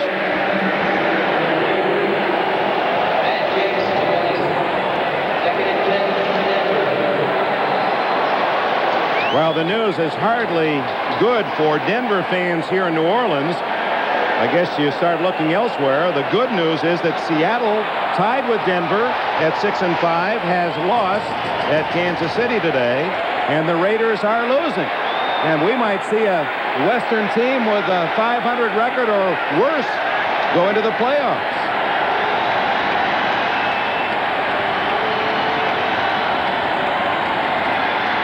Elway, the quickie to Mobley, and the tight end fumbles. New Orleans recovers, although they ruled it dead. The play is dead, At the 49-yard line, Sam Mills came up with a ball. Waymer made the hit.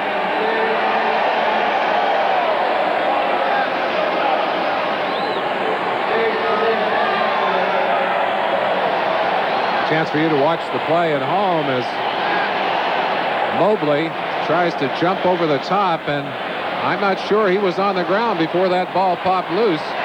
I don't know that they're going to have a chance to review it, but it's been a bad enough day for Denver already.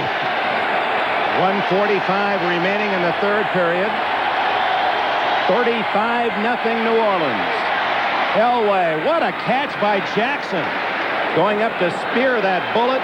Brett Maxey 39 and Troy Cook 41 on the coverage. Forward progress will give them the first down. They'll mark it down on the 41-yard line. And Keith Karts goes limping off for Denver.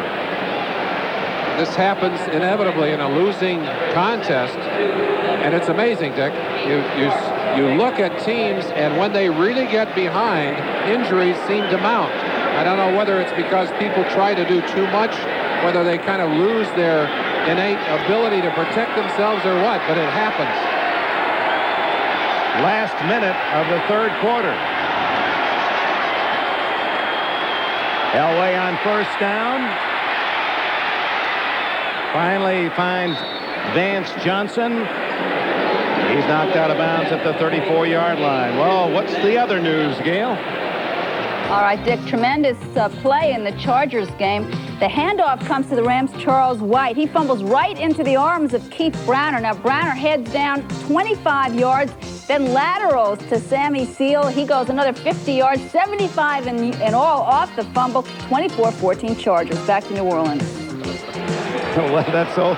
But all we haven't seen here from New Orleans, they may borrow that play. Yeah, we saw Browner with a long touchdown run early in the year, but I think he figured he'd give that one to someone faster.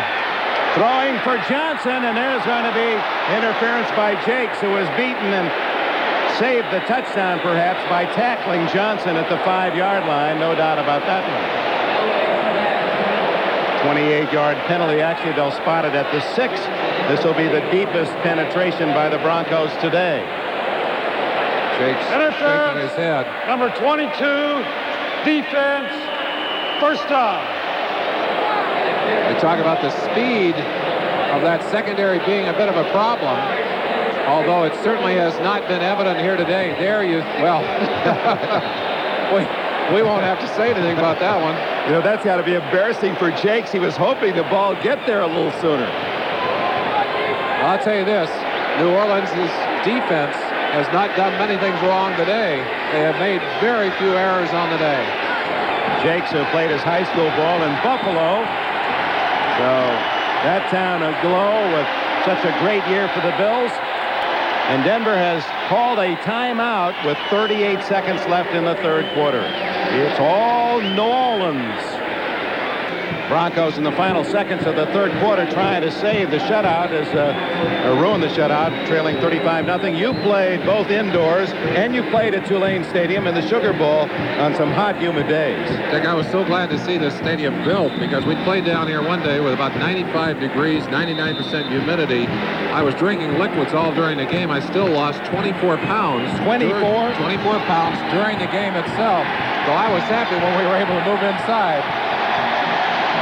And the Saints, even in those losing years, their fans made a lot of noise. You bet they did. And now it's real. And again, Elway had to throw the ball away, and no penalty flag, and the fans unhappy with that as Jim Wilkes from San Diego State applied the pressure. We talked about the importance of getting the heat on the quarterback. Wilkes able to do that and hurried the throw by Elway. Left side of your screen, number 94, breaking out of the attempted block right there, and Elway's arm in motion, and that ball rifled straight into the ground. Wilkes is one of the many unknowns, and not well known, but a fine player. He's been here 8 years. Now the pieces are coming together for New Orleans. 33 seconds left. The quarterback draw. Elway gets to the 3-yard line. It'll be 3rd and goal. Geathers, jumpy Jim Geathers from Wichita State in on the hit. along with Pat Swilling, 56. Keith Bishop, number 54, with that big cast on the left hand, the fracture of that thumb on that hand, which is actually down in the palm of the hand. And at the beginning of the game, he tried it. He said he didn't want to go in there if he was going to get anybody hurt. But this is a game that's gotten so far out of hand, I think that Bishop felt that he wanted to at least have a chance to test that hand out in this ball game. That's the end of the third quarter, 35-0 New Orleans. We'll be back after these messages from your local station. Superdome, that was in Super Bowl 12, and Tony Dorsett, then with the Dallas Cowboys, scored a touchdown on the way to a Dallas victory as Roger Staubach, the Hall of Famer to be, the star for the Cowboys, and the Broncos losing the first of 3 Super Bowl finals. And now Dorsett, number 33 with Denver, a quiet man again today. This is 3rd and goal as we open the fourth quarter. Elway incomplete to Sewell. Vance Johnson standing all by himself in the end zone, raising his hands. Look at Elway down in the end zone arguing with the officials. You don't see that very often. That's part of the frustration of this day for the Denver quarterback.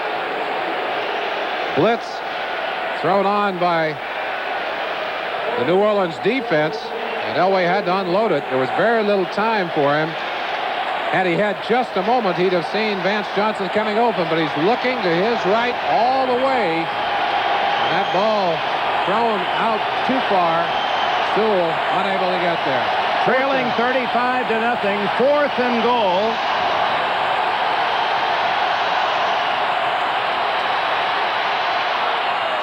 Incomplete.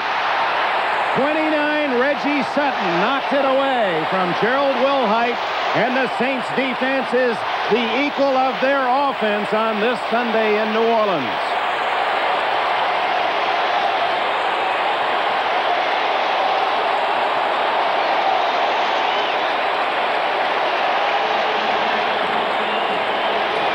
Sutton, who was replaced in the starting lineup today by Waymer, not fooled at all. And Elway again with heat has to try and get that ball high.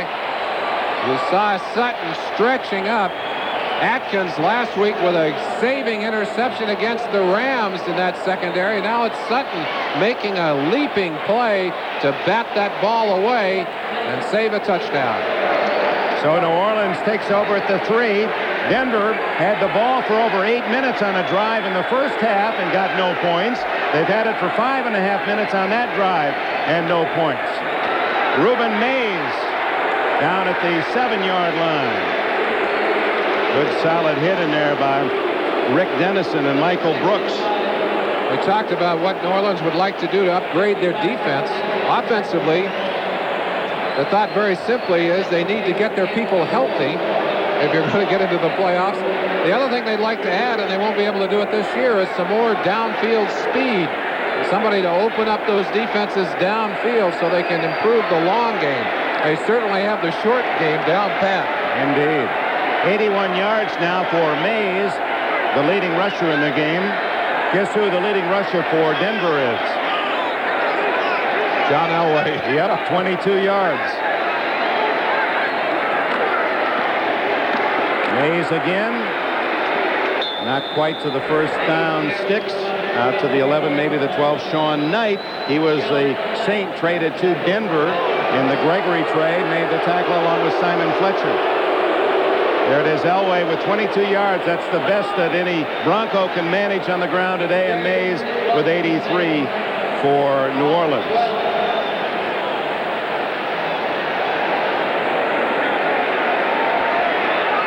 On the ticker, the bottom score, Chris Barr, a 31-yard field goal with 12 minutes left to tie Atlanta. A win for the Raiders would give them sole possession of first place in the AFC West.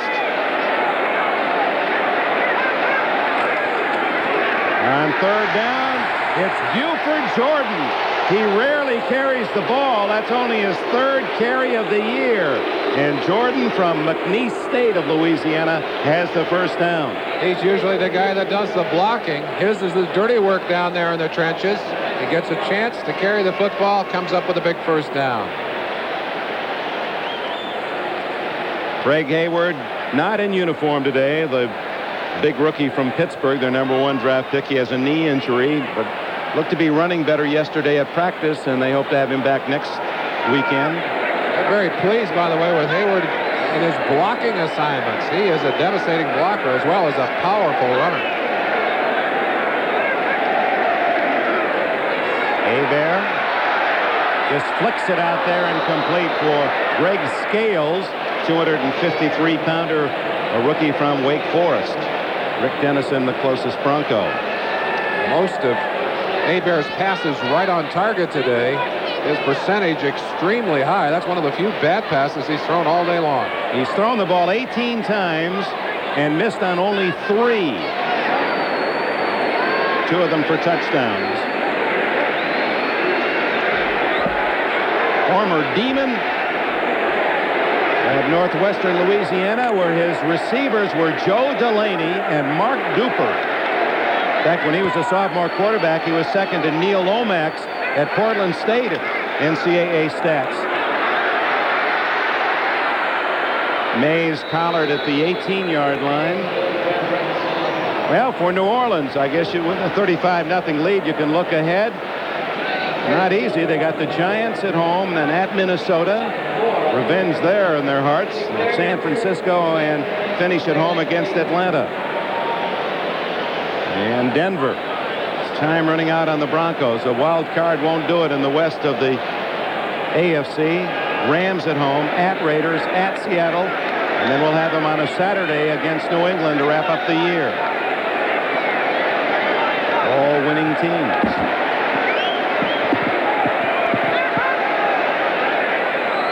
Third and 6 for Hebert.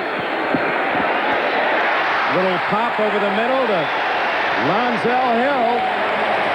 And the son of J.D. Hill has a first down. That's just a little shot put throw. He broke a bone in his right foot. A stress fracture 2 weeks ago. And the Rams had sent out an advanced scout before their game last week. He went back with the news that there was a broken foot there. He said, don't worry about Hill. Hill caught 6 passes last week against the Rams. He is tough. And that's a perfect little timing pattern right over the middle, typical of what Hebert and this offensive team for New Orleans have done all day long. That was the first catch for Hill today. That's why you saw him in a rather celebrative mood. He has 48 on the year. Reuben Mays out to the 36-yard line and 7 more yards as he approaches a 100-yard day. You just had the feeling watching Mays yesterday in practice that he was due for a big game today. And the sense, too, of the time-honored tradition of what happens to a team that loses control of the line of scrimmage. The Broncos lost control defensively early in the game, and offensively were soon in a situation where they had to throw the football. When you play one-dimensional football, it's very difficult to win. Hebert with his pre-snap look.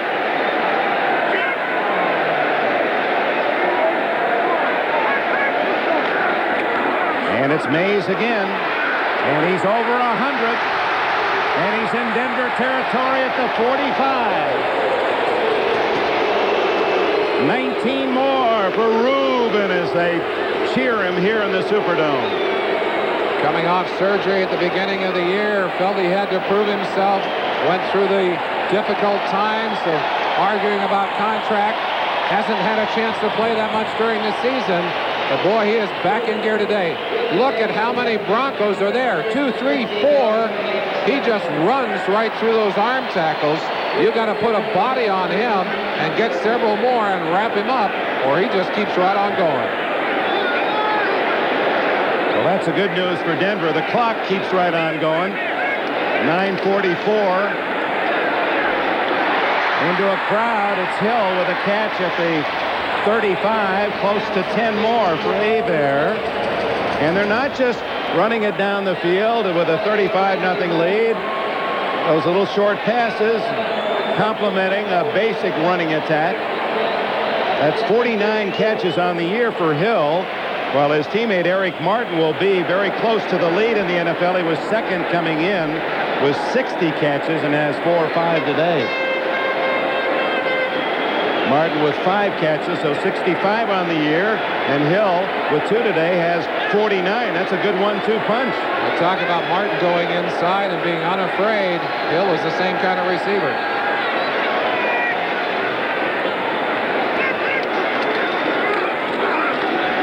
Buford Jordan. Lonsell Hill, and he prefers Moe, M-O-E, which stands for Master of Everything. I guess as a kid, he just, no matter what he tried, he was successful. His dad, an initial guy too, J.D. Hill, who was a 4th player picked back in '71. And then there's some more initials for Hill, F-Y-G. That's for you, Grandma. She passed away earlier this year and is remembered by her grandson. A little note of respect.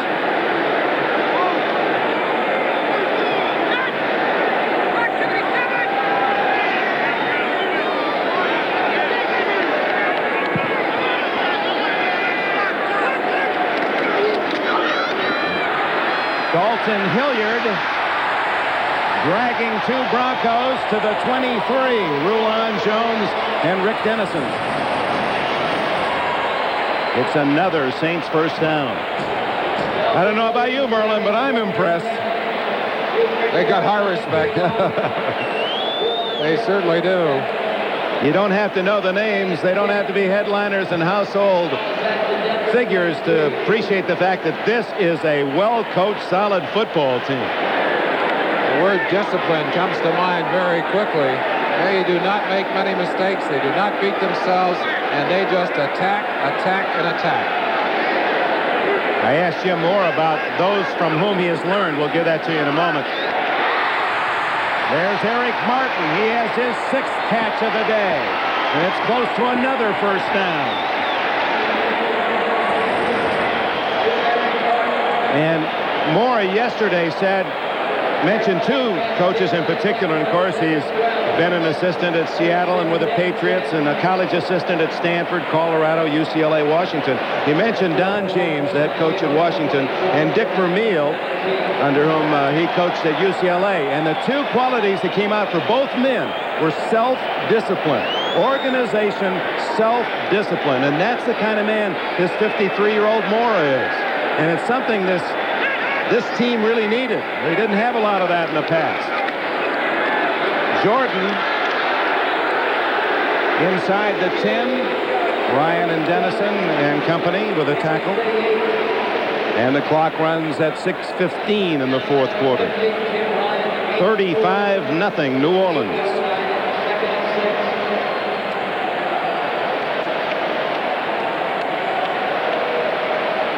Some of you that might have been away on this Sunday throughout the country and didn't hear some of the earlier scores. Buffalo with the early clinch in overtime, beating the Jets, have won the AFC East. Cincinnati and Houston beating NFC teams. Cleveland stays in the running in the Central. The Bears have won again. Minnesota, that's a big win as they stop the Indianapolis winning streak. All field goals. Hilliard dancing but can't get away from Randy Robbins, number 48. That'll bring up 3rd and goal. Other finals today. Kansas City. Boy, they play so well at home. Frank Gans beat Seattle again at home. Wayne Fonts, the new head coach of the Lions, presented with a win in his debut. And now the late games, the Giants by a touchdown. San Diego's lead cut to 7 as Lansford kicked a 20-yard field goal with 14 minutes left. And Atlanta leads 12-6. Understand Mark Vlasic, though, the quarterback for the Chargers, a serious injury of the left knee in that game. I think we said 3rd and goal. It's 3rd and 8. Whoa. Hebert underneath. Eric Martin. I think he's got the first down. He does. He's down inside the 2-yard line. Let's see where they spot it here. Oh, they're going to bring it back out.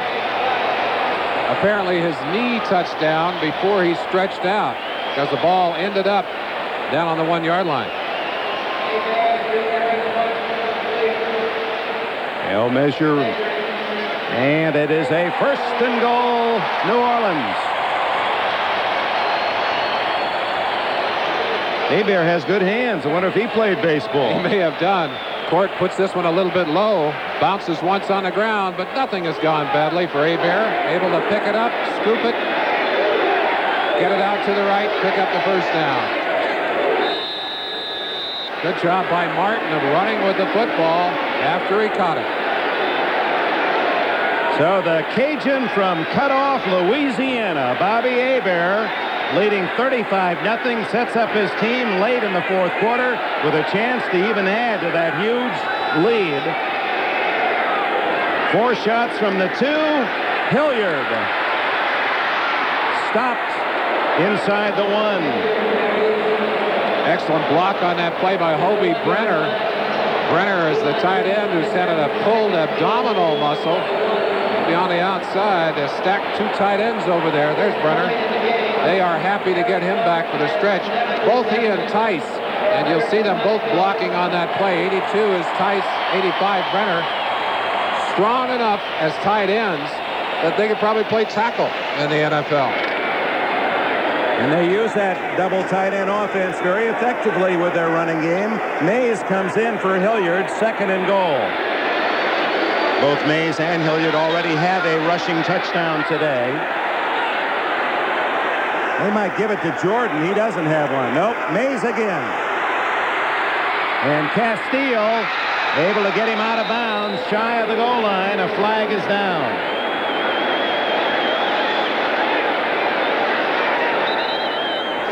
It would appear that there will be a penalty against the Saints on that play.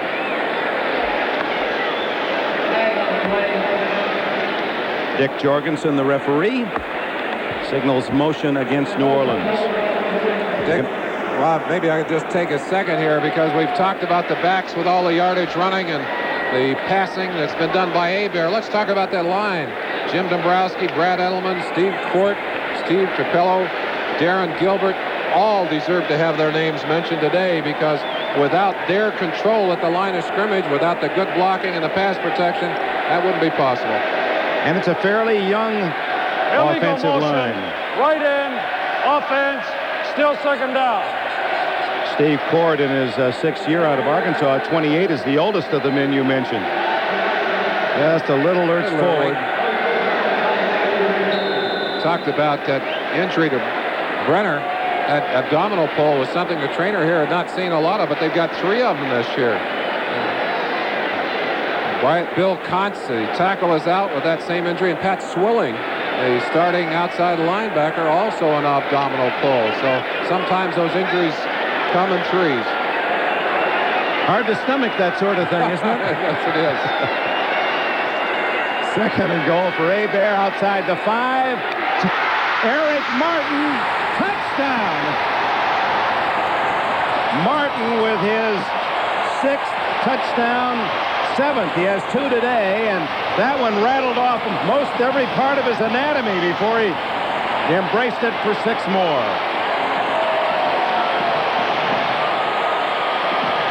Dan Reeves might be thinking right now that somebody's hicked the Broncos today. Nothing dropping their way. That ball bouncing around right into the hands of Eric Martin. And this, far and away, the most impressive offensive victory for the Saints this whole year.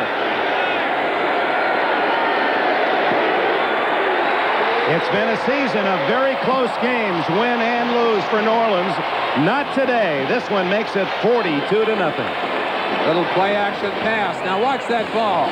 Off one defender right there. Castillo right back into the hands of Eric. Today's game is brought to you by Ford and your Ford dealer. Have you driven a Ford lately? By Bud Light. Everything else is just a light. And by Norelco Lift and Cut Shavers. We made clothes comfortable. Dick Enberg, Merlin Olsen at the Superdome in New Orleans, where the Saints have just had themselves a picnic. It's 42-0 with 3 minutes left. Flag goes down as Jason Johnson goes out of bounds. Gene Atkins made the hit.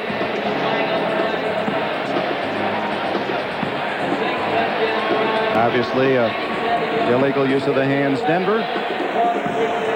Illegal illegal block, number 95, receiving team, 10 yards, first down.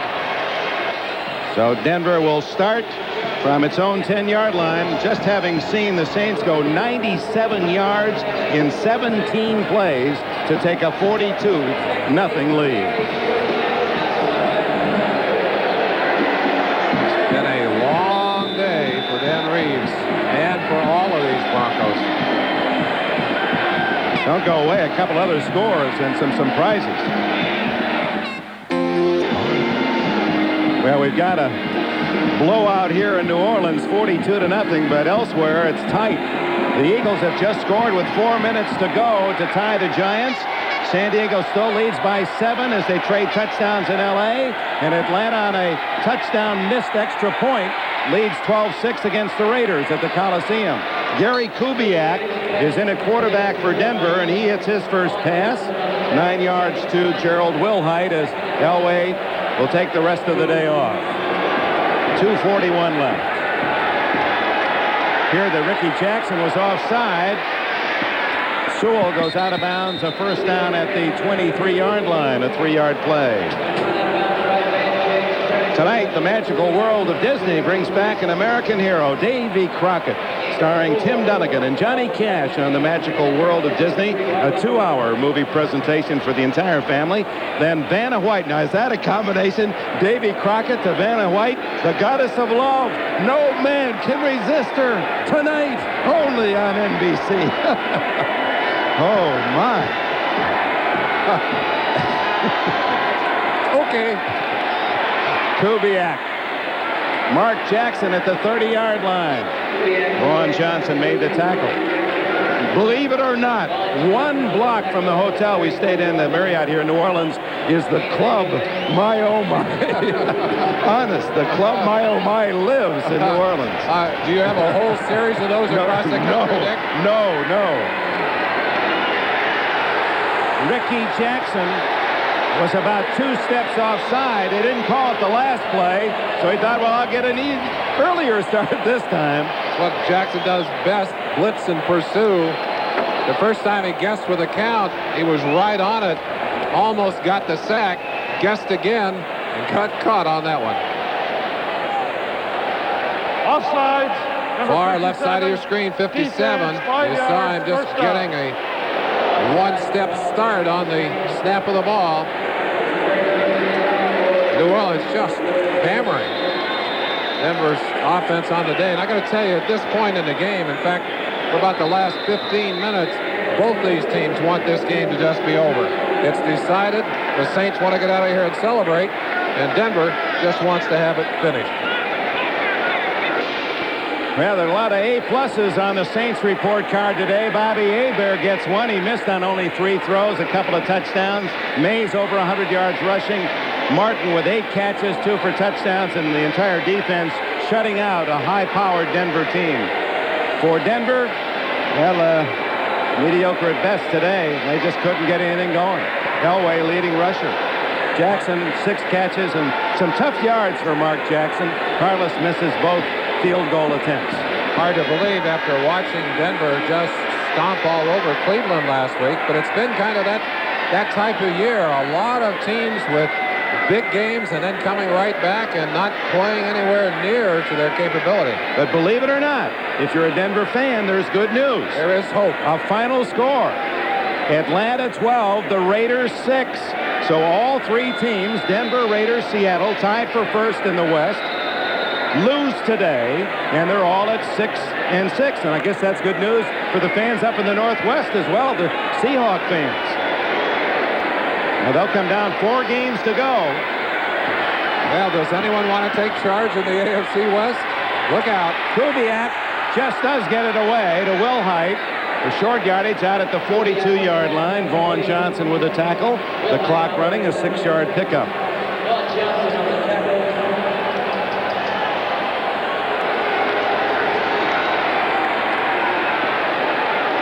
Caught and out of bounds goes Vance Johnson. He has now exceeded his very best season, his rookie year when he caught 51 catches, gets 14 yards on that. That's how the AFC West looks. San Diego in the lead could go to 4-8 if they hold on to the one touchdown advantage they have against the Rams. Meanwhile, the Saints have fortified their lead in the West. They'll retain at least a game lead and maybe better.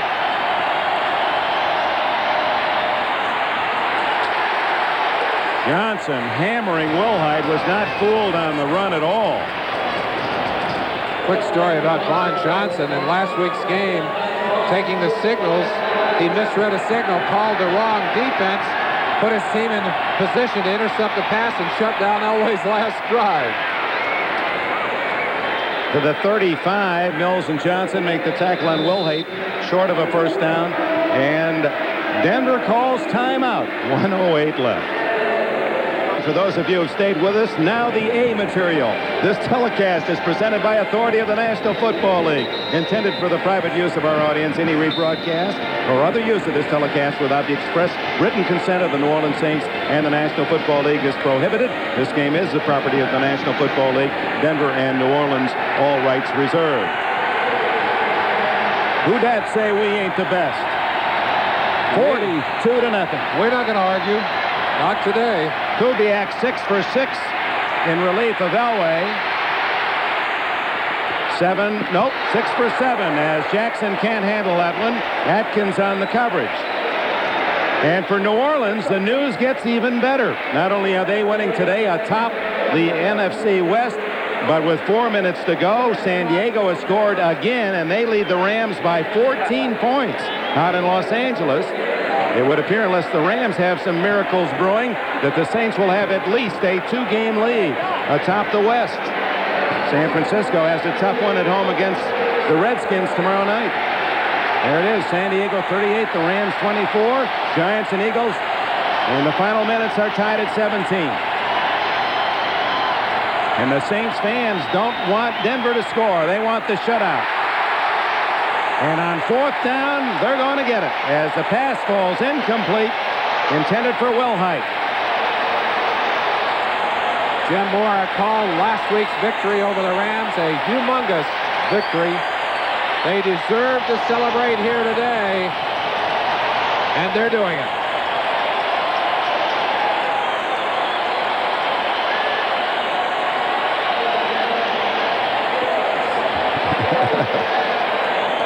Benson Boogie gearing up. There's the owner, Tom Benson.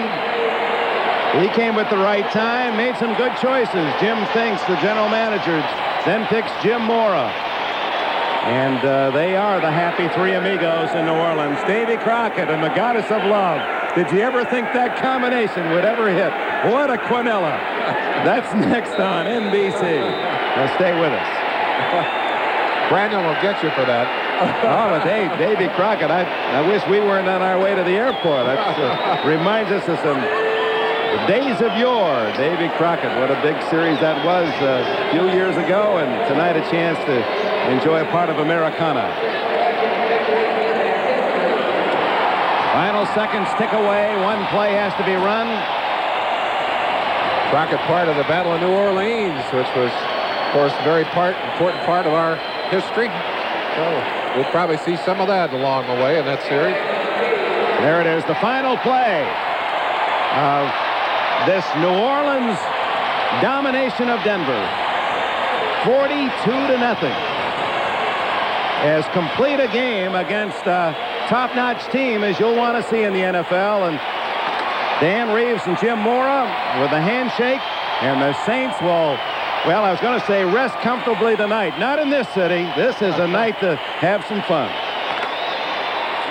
And we'll check some final notes.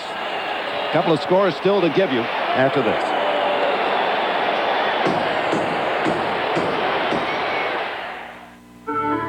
Player award sponsored by Budweiser goes to Mr. New Orleans, Bobby Hebert. Budweiser makes a contribution to the United Way on behalf of all the MVP selected in today's games. Final look at the scores before we wrap up this day in New Orleans at the Superdome. And we hope your teams either won or still in contention for the playoffs. The Giants and Eagles late in the 4th. San Diego apparently is going to upset the Rams, and Atlanta did upset the Raiders. Those are the late scores here. No upset at all. The favorite team, New Orleans, won big 42-0. Best records then in the NFL with 4 weeks to go before the playoffs. Buffalo is clinched. You see the star. They won today. The Bears apparently will clinch soon. New Orleans atop the West. Cincinnati is still atop the Central. The Giants, if they win, will be atop the NFC East. In Minnesota, Houston, the Rams, but the Rams could well go 7-5. A day certainly for New Orleans to celebrate, and we talked about gaining stature and getting the respect they deserve. Well, they took a big step forward with their performance here today and their domination of the Denver Broncos. 42-0. Dick Enberg from Merlin Olsen, thank you for being with us. We'll look forward to visiting with you on Thanksgiving Thursday. Stay tuned for a big lineup on NBC tonight.